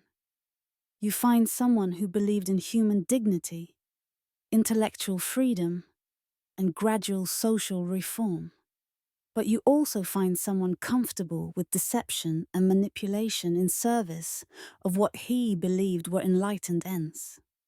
This is the tension that makes the historical Illuminati genuinely interesting. It was neither the sinister puppet master organization conspiracy theories claim nor an innocent philosophical society. It was a real organization with real ambitions, real methods including infiltration and strategic deception, and real limitations. The organization's failure and subsequent mythology teach us something important. Even when an organization has genuine ambitions and employs sophisticated methods, actual power is limited. Institutional resistance is real. Grand plans often fail. The Illuminati couldn't sustain itself against opposition. It couldn't maintain secrecy indefinitely. It couldn't actually orchestrate the events attributed to it. This is both reassuring and melancholy. Reassuring because it means there is no all-powerful hidden force controlling everything. Melancholy because it means progress is messier and less orchestrated than conspiracy theories imagine. Change emerges from complex interactions, not from hidden designing minds. Reform is more difficult and less coordinated than idealists wish. Weishaupt wanted to improve society through enlightened reform. His organization collapsed within a few years. And yet, centuries later, millions believe it succeeded in ways he could never have imagined. The mythology of the Illuminati's power bears no relationship to the organization's actual limited influence. The gap between what the organization was and what people believe it was represents the space where mythology lives. Understanding what the historical Illuminati actually was, believed and accomplished, provides essential context for the crucial question: if the real Illuminati was limited in power and eventually destroyed, why does the myth persist? What is the Illuminati conspiracy theory doing for us psychologically and culturally that keeps it alive despite contradicting evidence? This brings us to examine not the organization itself, but the mythology. and what the mythology reveals about human nature and social psychology. Conspiracy theories, including the Illuminati myth, serve genuine psychological and social functions. Understanding these functions doesn't validate the theories, but it explains why they persist, despite contradicting evidence. One primary function is scapegoating, the ancient human process of attributing complex social problems to a hidden malevolent actor or group. When society experiences disruption, economic crisis, political instability, rapid social change, the chaos is deeply disturbing. We're meaning-making creatures. We crave coherence. We crave understanding. When reality becomes incomprehensibly complex, we unconsciously search for explanations. Conspiracy theories provide psychological relief by transforming chaos into orchestration. If the economy collapses because of complex systemic factors, interconnected global markets, policy decisions, market behavior, technological disruption, that's terrifying. It implies we don't understand our own systems. We can't predict outcomes. We can't control what happens. We're essentially helpless against forces we don't understand. This is psychologically intolerable for many people. If the economy collapses because the Illuminati orchestrated it, that's still bad. But at least it's comprehensible. There are identifiable villains. The chaos has meaning because someone deliberately created it. And villains can theoretically be opposed. This provides psychological comfort, even though the actual situation is worse if true. This psychological function has deep historical roots. Throughout history, societies have engaged in scapegoating. Jews blamed for plague despite being equally victims of plague. Heretic blamed for social disorder. Witches blamed for misfortune. The Illuminati conspiracy theory is a modern expression of this ancient pattern. What changes is the form, not the function. We examine how this works, identifying a group, the Illuminati, the elites, the hidden powers, that can be blamed for social problems. This identification often unconsciously maps onto already marginalized groups, which is why anti-Semitism frequently bleeds into Illuminati conspiracy theories. Anti-Semitic conspiracy theories get repackaged as Illuminati narratives. The pattern repeats. Find a marginalized group. Attribute all social problems to their hidden control. Construct evidence, build community around shared blame. The scapegoating function explains why Illuminati conspiracy theories are so psychologically persistent. They fulfill a genuine psychological need. Believing in them is comforting in a strange way because it means chaos has meaning and villains can be opposed. The psychological relief is real, even though the underlying theory is false. We explore this with compassion. People aren't stupid for needing to understand their world. The problem isn't the need. The problem is when the need for understanding becomes so strong that false explanations are preferred to uncomfortable complexity. When the desire for coherence overrides commitment to accuracy. When psychological comfort matters more than truth. The section carefully distinguishes between legitimate critiques of concentrated wealth and power and conspiracy mythology. It's entirely reasonable to critique wealth inequality, reasonable to critique corporate influence, reasonable to critique institutional power dynamics. Thus, critiques become problematic only when they transform into claims of hidden total control, when sophisticated analysis becomes simplistic scapegoating, when systemic critique becomes conspiracy thinking. Real problems exist.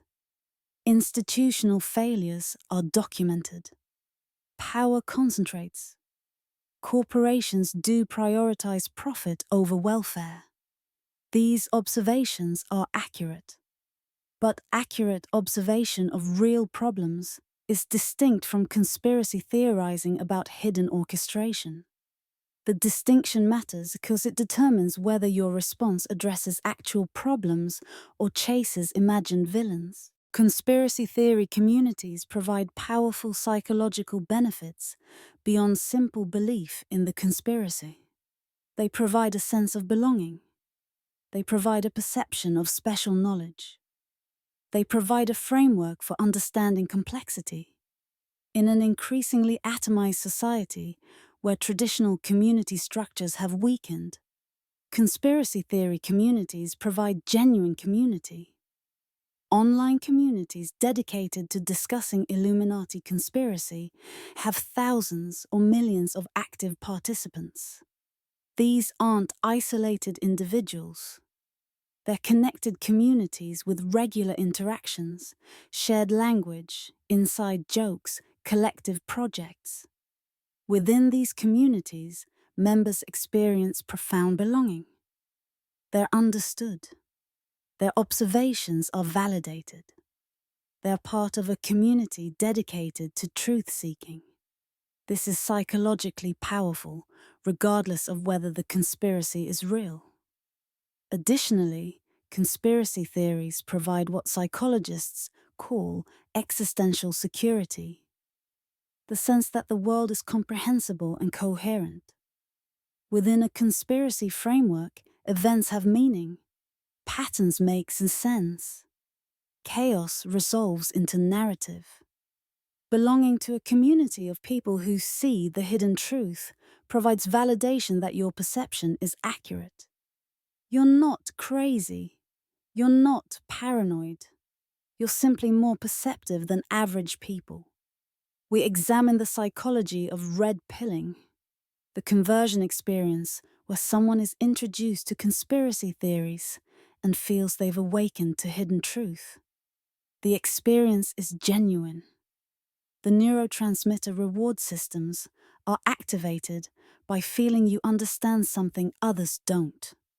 The sense of discovery is real. The social rewards are genuine. You join a community that validates your observations. You meet people who share your worldview. You're suddenly part of something meaningful. The epistemic satisfaction is real. Patterns that seemed random resolve into coherent narrative. Disconnected events suddenly connect. The world becomes comprehensible. This is deeply satisfying psychologically. What's not genuine is that the understanding is accurate, but the psychological and social satisfaction is absolutely authentic. This explains why the contradicting evidence doesn't change minds. The psychological and social rewards of belief often exceed the reward of being right about factual accuracy. Furthermore, the conspiracy theory community becomes identity. Believing in the Illuminati conspiracy becomes part of who you are. It becomes how you understand yourself.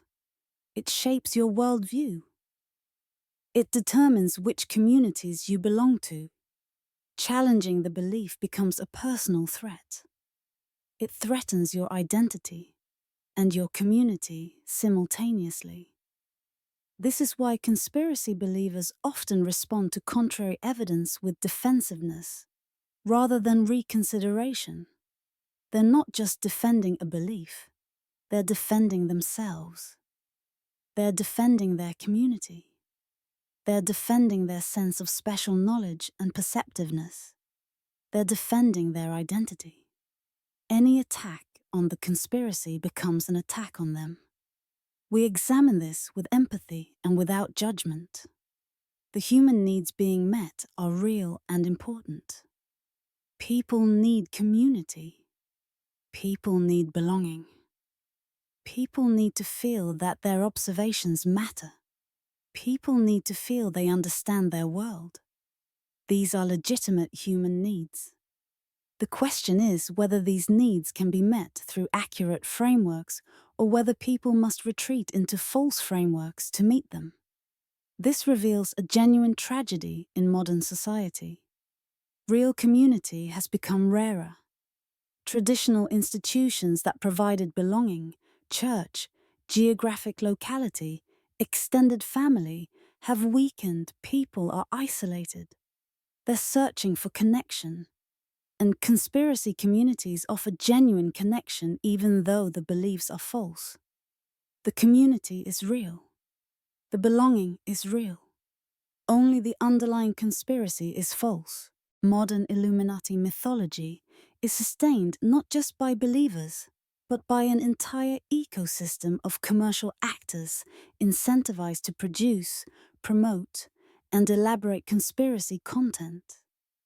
Documentary filmmakers, YouTube content creators, book authors, podcast hosts, social media personalities, and entertainment producers earn money, attention, and influence by producing conspiracy content.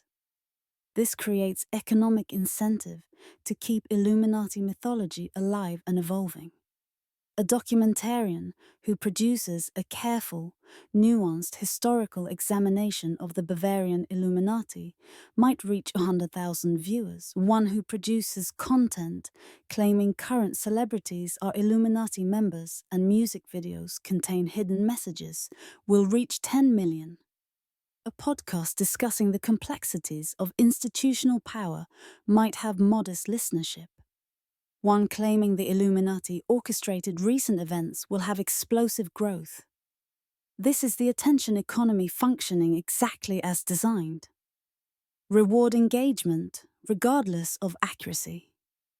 Social media algorithms amplify this effect dramatically. Content that provokes emotional response, anger, fear, excitement, is promoted by recommendation algorithms regardless of truthfulness. A video claiming the Illuminati controls your life is more emotionally engaging than one saying the actual historical Illuminati was a Bavarian study group that was suppressed in the 1780s. Therefore, the first video gets promoted more. It reaches more people. It generates more engagement. It earns more money for the creator. Individual content creators may not be deliberately lying. They may genuinely believe the material. But the system as a whole incentivizes producing Illuminati content that's sensational rather than accurate. Market incentives alone generate this outcome without requiring coordinated conspiracy. Publishers, platforms, and creators are individually responding to profit signals in a system that rewards engagement without rewarding accuracy. We examine specific examples. Creators who built enormous audiences claiming hidden knowledge about Illuminati.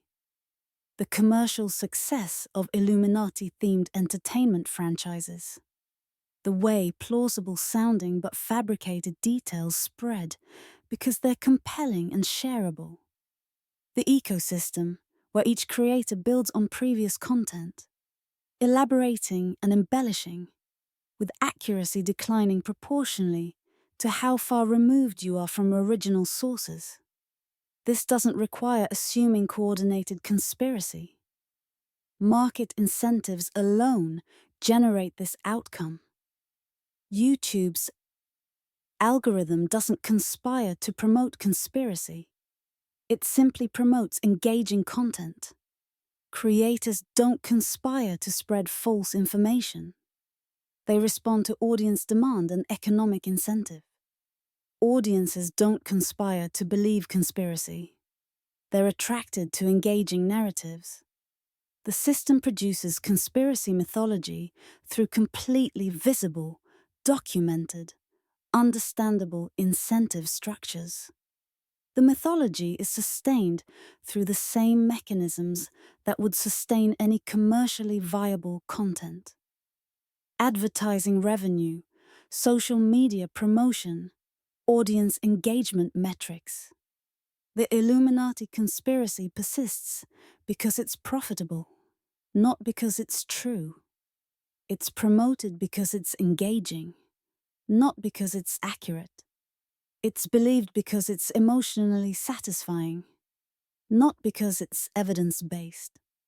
Understanding this removes the need for hidden conspiracy to explain conspiracy mythology. The system is transparent. The incentives are documented. The mechanisms are visible. The Illuminati mythology persists through the visible operation of capitalism, technology, and human psychology, not through hidden orchestration. The irony is profound.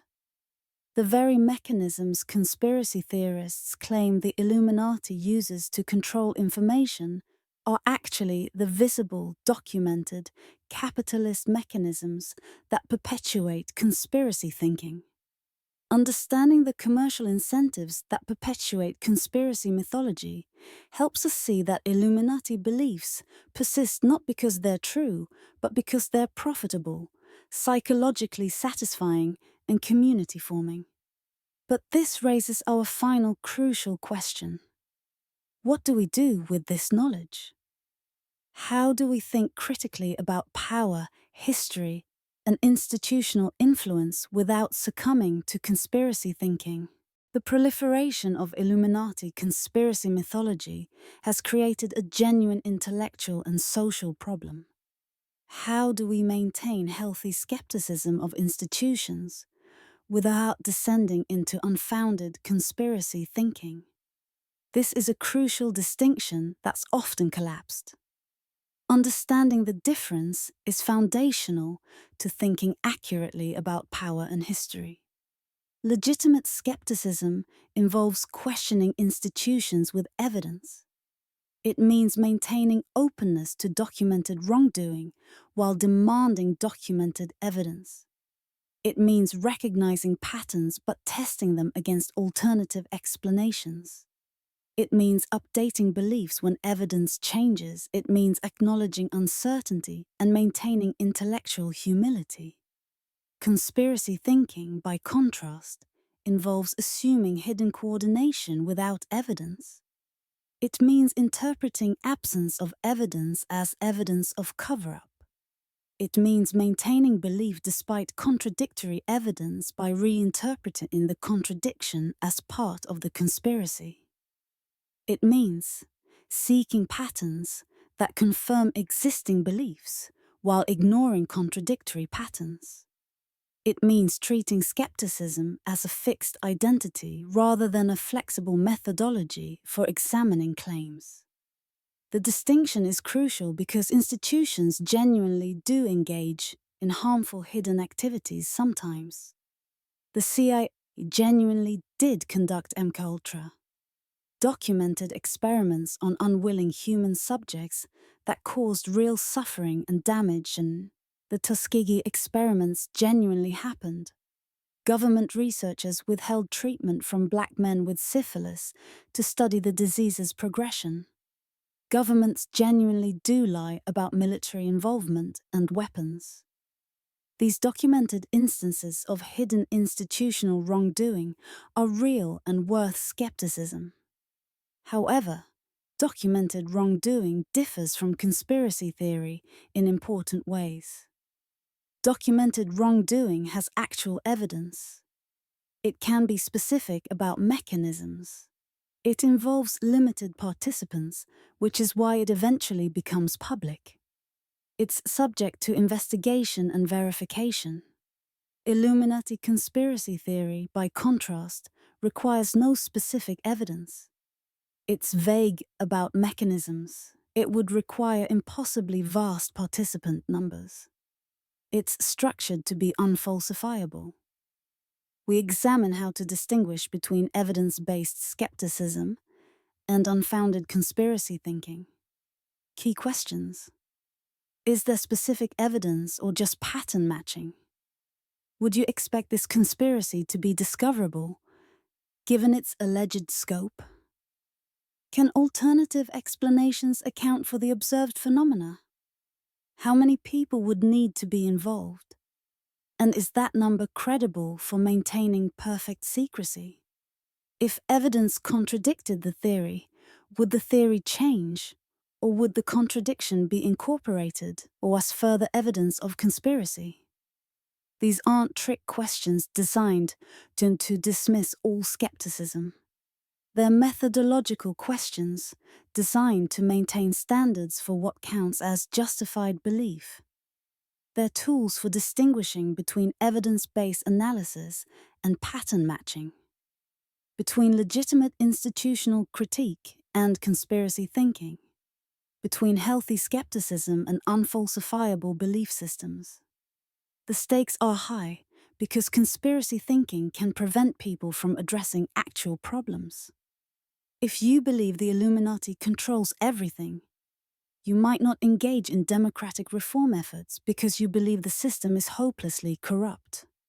If you believe hidden forces orchestrated events, rather than studying how visible systems produce those outcomes, you won't develop policy responses to actual systemic problems. Conspiracy thinking can actually serve power by preventing effective resistance to real institutional problems. Healthy skepticism questions power with evidence. Conspiracy thinking assumes power through speculation. Learning the difference might be the most important critical thinking skill you can develop in an age of information overload and algorithmic amplification. Institutions genuinely do concentrate power. Wealth inequality genuinely is extreme. Political influence genuinely is often determined by the money rather than merit or policy. Corporations genuinely do prioritize profit over human welfare. These aren't conspiracy theories. These are documented facts. The crucial question is, do these realities require conspiracy thinking to understand? Or can we understand them without mythology? The answer is that we can and should. Wealth concentration emerges from documented policy choices. Tax policy determines how wealth is distributed. Antitrust enforcement decisions determine how much power corporations can accumulate. Campaign finance rules determine how much politicians depend on wealthy donors. These are visible, debatable, subject to democratic process in theory. Understanding how money influences politics doesn't require invoking hidden orchestration. It requires understanding documented systems of influence and incentive. Environmental destruction emerges from documented corporate decision-making. Prioritizing short-term profit over long-term ecological stability is standard business practice, not hidden conspiracy. This doesn't require believing in hidden puppet masters. It requires understanding how market incentives function when environmental costs are externalized onto society rather than incorporated into corporate accounting. Military-industrial influence on foreign policy emerges from documented revolving door employment. Military contractors hire government officials. Government officials make decisions that benefit military contractors. They return to work for contractors. This is visible, documented, and consequential. It doesn't require hidden conspiracy. It requires examining documented institutional mechanisms and obvious conflicts of interest. Institutional failure and corruption are pervasive, documented, and don't require conspiracy theories to understand or critique. We examine specific cases. The 2008 financial crisis resulted from documented decisions by financial institutions and failures of regulatory oversight. Not Illuminati orchestration, policy failures, regulatory capture, documented corporate behavior. The Iraq War resulted from documented policy decisions, intelligence failures, and then political choices, not hidden cabals engineering conflict. visible political decisions with visible consequences. Climate change denial results from documented corporate opposition to regulation that threatens profits, not hidden forces suppressing information. Visible lobbying and public relations campaigns with documented budgets and documented campaigns. Understanding these realities requires critical thinking, but not conspiracy thinking.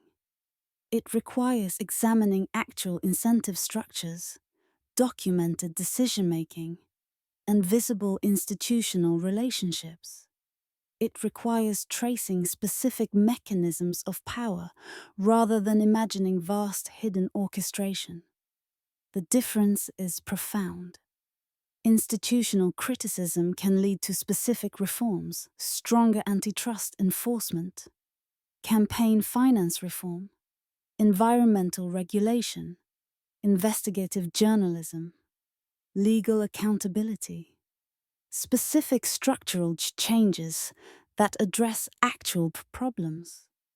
Conspiracy thinking leads to the vague sense that hidden forces must be defeated, providing no guidance for actual change. It imagines transformation, but offers no mechanism for achieving it. Institutional criticism is often more threatening to power than conspiracy theory. Because institutional criticism identifies specific mechanisms that could be reformed. It suggests specific people and policies that need changing. It provides a roadmap for actual change. Conspiracy thinking, by contrast, imagines all-powerful hidden forces that can't be reformed, only opposed. In a strange way, conspiracy theory can be more comfortable for power structures than specific evidence-based institutional criticism, because it requires no specific institutional reforms. It requires only imagining that shadowy forces beyond your control are directing everything. With these distinctions in place, we can now ask the most important question. Having examined the Illuminati's actual history and the mythology surrounding it, what should our relationship to this knowledge be? What do we do with the understanding we've built? The final section of this chapter addresses practical application. How do we maintain intellectual integrity in an era of overwhelming information, algorithmic recommendations designed to addict rather than inform, and communities rewarding increasingly extreme positions? First, cultivate epistemic humility. Recognize that you don't know everything. Recognize that you might be wrong. Understand that updating your beliefs based on evidence is a sign of intelligence, not weakness. It means resisting the temptation to achieve false certainty through conspiracy thinking. It means being comfortable with uncertainty and ambiguity. Second, evaluate sources carefully. Ask, do primary sources exist, or am I relying on secondary interpretation? Are sources incentivized to tell the truth or to tell a compelling story? What expertise does the source have? What assumptions underlie the source's interpretation? Are alternative interpretations presented fairly? Are you examining multiple perspectives? Or are you trapped in an information ecosystem where everyone agrees? Third, seek out disagreement and discomfort. The most dangerous thinking happens in echo chambers where everyone agrees. If you never encounter intelligent disagreement with your beliefs, you're likely in an epistemic bubble. Seek out people who disagree thoughtfully.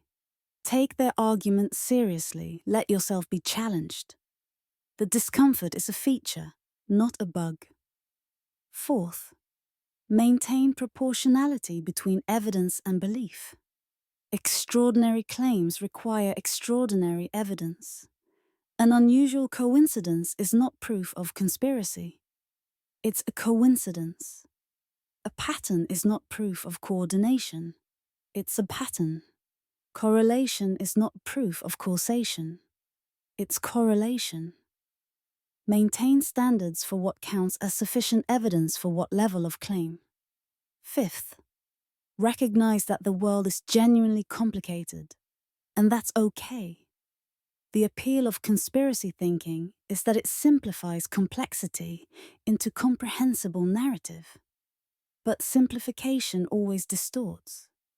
The challenge is developing tolerance for ambiguity, contradiction, and genuine uncertainty. This is harder than conspiracy thinking, but it's more accurate and more empowering because it acknowledges reality as it is, not as it's simplified to be. The most sophisticated thinking isn't having all the answers. It's knowing how to evaluate uncertainty. It's holding multiple perspectives simultaneously. It's updating understanding when presented with new evidence. It's maintaining skepticism while avoiding unfalsifiable belief systems. It's asking good questions even when you don't have certain answers. With the tools of critical thinking in place, we're ready for our final chapter. Examining what the actual legacy of the Illuminati has been, and what genuine lessons we can draw from their history and mythology. What did the Bavarian Illuminati actually accomplish before its suppression? The honest answer is less than mythology claims, but more than dismissing it entirely would suggest. The organization influenced intellectual discourse among educated elites in Bavaria and neighboring territories. It attracted genuinely bright people committed to progressive reform. It created networks of thinkers who subsequently influenced institutions. It advanced particular conceptions of reason, secular ethics, and human potential. After suppression, former Illuminati members carried these ideas into other contexts. Some influenced academic institutions where they taught. Their lectures shaped how philosophy and theology were presented to students. Some were active in reform movements, advocating for educational change and institutional liberalization. Some maintained networks that facilitated intellectual exchange across traditional boundaries. These are real but limited accomplishments. The organization did not orchestrate revolutions, control governments, or establish machinery for centuries of hidden world domination. Instead, it exemplified something more historically common and interesting: the attempt by intellectuals to influence society toward progressive change through infiltration of existing institutions. This attempt partially succeeded. Some ideas did spread. Some institutions were influenced, but it also partially failed. The organization was destroyed, suppressed, and never achieved the influence its founders imagined. What's important about the actual history is that it demonstrates something conspiracy theories completely miss. Institutions genuinely do resist change initiated outside official channels. Reform movements are typically fragmented and limited in power. Educated elites, even when coordinated, cannot simply determine historical outcomes. Secret organizational structures are vulnerable to government opposition. Grand plans rarely succeed as designed. This is not a story of hidden masters controlling history. It's a story of limited actors attempting influence within constrained possibilities. It's a story of idealists confronting institutional resistance and failing. It's a story of ideas surviving even when organizations die. These are the actual lessons of Illuminati history, and they're more valuable than mythology because they're true. The actual legacy of the Illuminati in history is modest. Some intellectual influence on Enlightenment thought. Some participation in reform movements. some contribution to institutional networks. None of this constitutes global control. None of it required supernatural ability or perfect coordination. It was simply what small organizations of committed people can actually accomplish when they work intelligently within real constraints. Understanding this actual impact helps us see something important. Power is real but limited. Influence is real but constrained. Institutions resist change. Hidden forces are not omnipotent. Grand plans frequently fail. These truths are simultaneously humbling and empowering. Humbling because they show how limited actual power is. Empowering because they show that change is possible through systematic effort, even if complete control is not. The real story of the Illuminati is less dramatic than myth suggests. A group of idealists attempted institutional reform. They faced opposition from powerful institutions. They were suppressed. Their ideas scattered into other contexts. It's a familiar historical pattern, not proof of hidden world-controlling mastery. And it's far more interesting precisely because it's realistic and human-scaled. It shows what actual human beings can and cannot accomplish. It shows the limits of power and the persistence of ideas. It shows that history is made not by omniscient puppet masters, but by people making choices within constraints. While the Illuminati conspiracy theory is factually incorrect, it's not harmless fiction.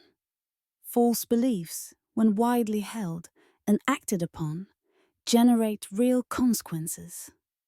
We examine several dimensions of how Illuminati mythology has shaped reality and caused genuine harm.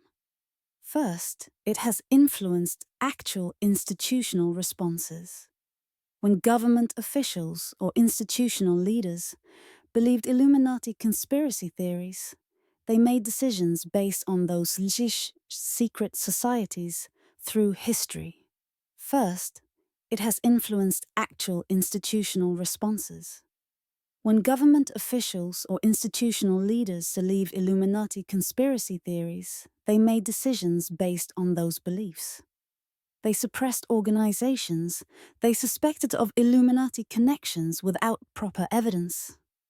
They conducted investigations based on conspiracy logic rather than evidence. They implemented policies rooted in false threat assessment. The witch hunts were based on false beliefs, but had absolutely real consequences. People died. Families were destroyed. Communities were traumatized. Similarly, when authorities believed in Illuminati plotting, they sometimes responded with suppression that harmed genuine reform movements. Actual reformers were persecuted, based on false conspiracy beliefs. Second, Illuminati mythology has functioned as a vehicle for other conspiracy theories, particularly anti-Semitic ones. Throughout the 20th century, anti-Semitic conspiracy theorists adopted Illuminati mythology and repackaged it with Jewish bankers as the hidden controlling force. This transformation of Illuminati narrative into anti-Semitic conspiracy caused real harm.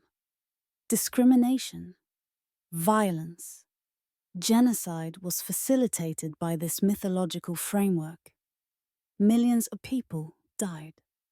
The Holocaust emerged partly from conspiracy mythologies that identified Jews as hidden controllers orchestrating world events. The Illuminati mythology provided a template that could be adapted for anti-Semitic purposes. Third, conspiracy mythology affects how marginalized groups are perceived and treated.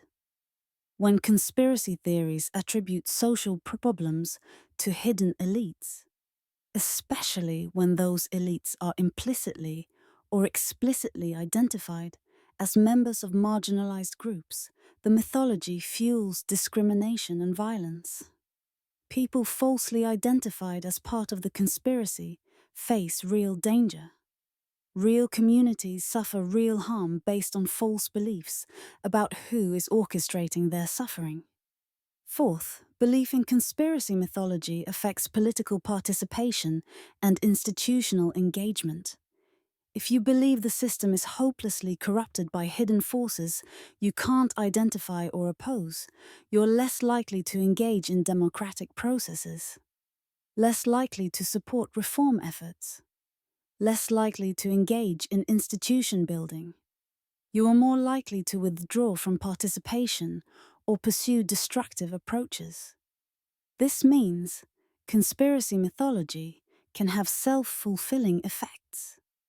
Belief that institutions can't be reformed through democratic means can lead to reduced democratic engagement, which actually does undermine institutional responsiveness. The mythology becomes real through its consequences. Fifth, Illuminati mythology shapes how we interpret legitimate institutional failures and corrupt behavior. When real corruption occurs, it gets interpreted through conspiracy frameworks. This prevents accurate diagnosis of what went wrong, and therefore prevents effective remedial action. If you believe the Illuminati orchestrated a financial crisis, you won't develop policy responses to the actual systemic factors that caused the crisis.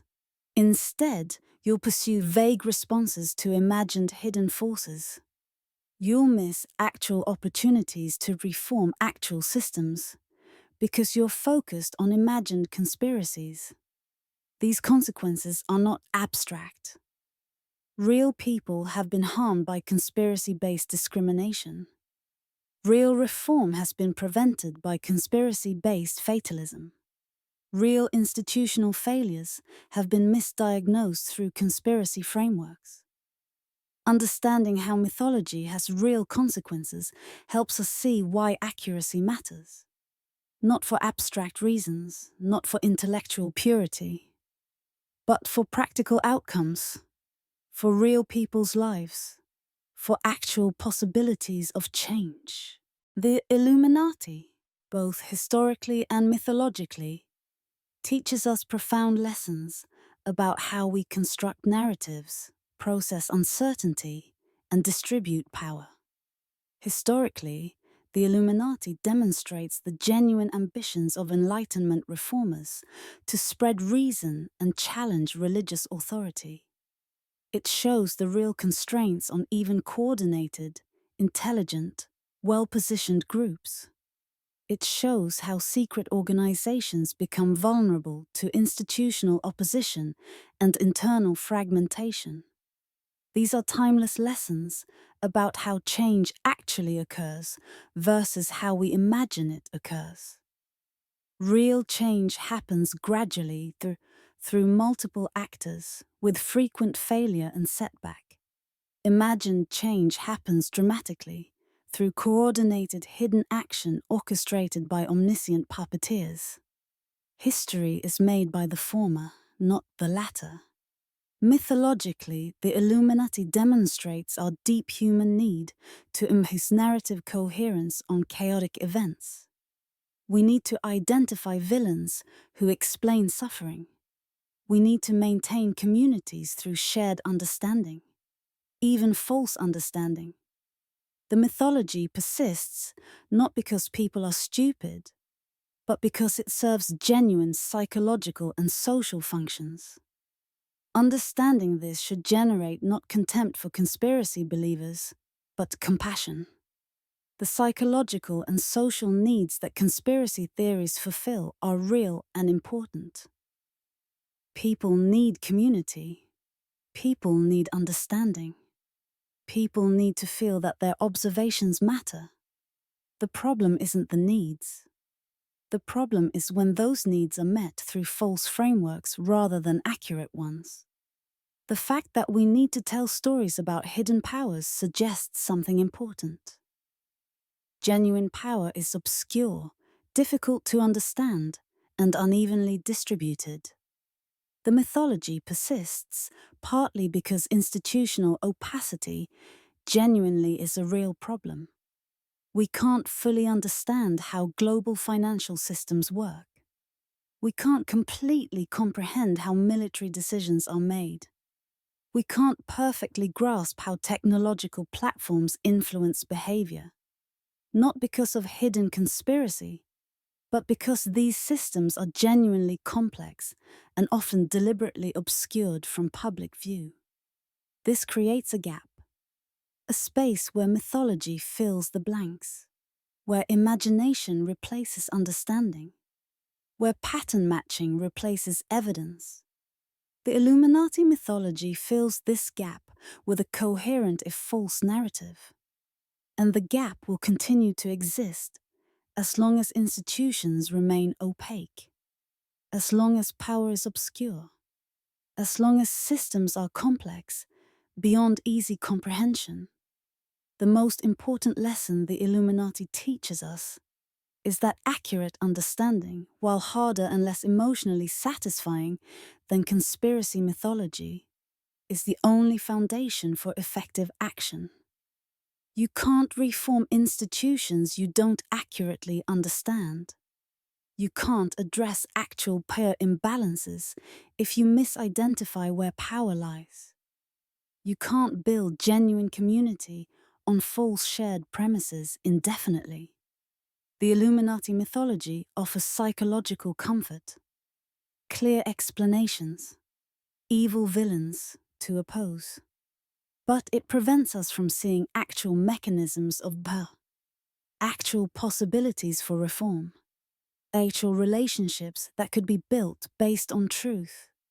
It provides false certainty at the cost of real understanding.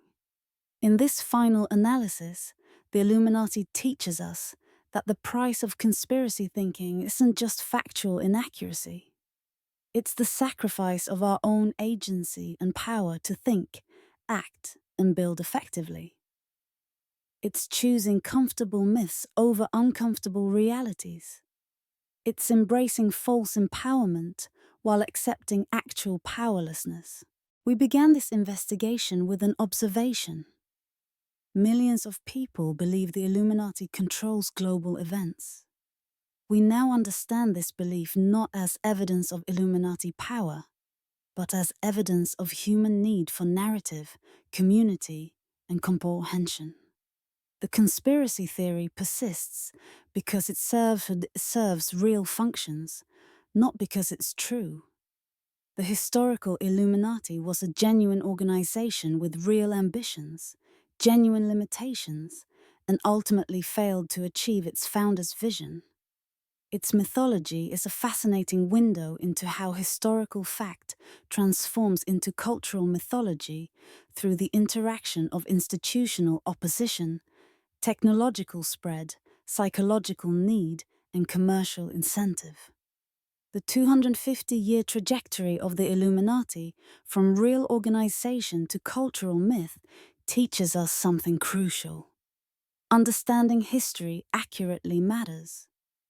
Not as abstract academic exercise, not for intellectual satisfaction, but as foundation for ethical action and genuine institutional reform. When we mistake mythology for history, we make poor decisions. We pursue wrong solutions. We harm ourselves and others. Moving forward, we encourage you to engage with Illuminati material and with conspiracy theories generally, with new critical frameworks. Distinguish between documented institutional wrongdoing and conspiracy speculation. Recognize the psychological satisfaction of conspiracy thinking without succumbing to it. Seek evidence proportionate to extraordinary claims. Maintain community connections while questioning whether shared false beliefs are genuine connection. Most importantly, direct skepticism toward actual mechanisms of power, while resisting the appeal of imagined hidden orchestration. The Illuminati teaches us that the world is both more ordinary and more remarkable than conspiracy thinking suggests. It's more ordinary, in that there are no supernatural puppet masters, no perfect hidden control, no omniscient orchestrators. It's more remarkable in that actual human beings, through imperfect institutions, competing interests, and genuine struggles, create history through their visible actions and documented choices. Understanding this, the actual complexity of how power works, how institutions function, how change occurs, is far more interesting than any conspiracy theory. It's the real story, and it's worth seeking. We began with a question. Why does a 250-year-old mythology persist? The answer isn't that the Illuminati really controls everything. It's that we do. And we've been looking for someone else to blame for our own world. We're the ones who create the systems that produce the outcomes we fear. We're the ones who maintain institutions that resist change. We're the ones who create the complexity we struggle to understand. And that, paradoxically, is more empowering than any conspiracy theory could ever be. Because if we're creating the world, then we can change it. Not through finding and defeating hidden villains, but through understanding how systems actually work and making conscious choices about how we want them to function. The Illuminati mythology offers the psychological comfort of clear explanation and evil villains to oppose. The actual world offers complexity, ambiguity, and the harder work of understanding how things really function. One is more comforting, the other is more empowering. The choice between them, between comfortable myth and challenging reality, is yours. But now you know the difference. Now you have the knowledge to make that choice consciously. And that knowledge, more than any imagined conspiracy, is the real power worth possessing.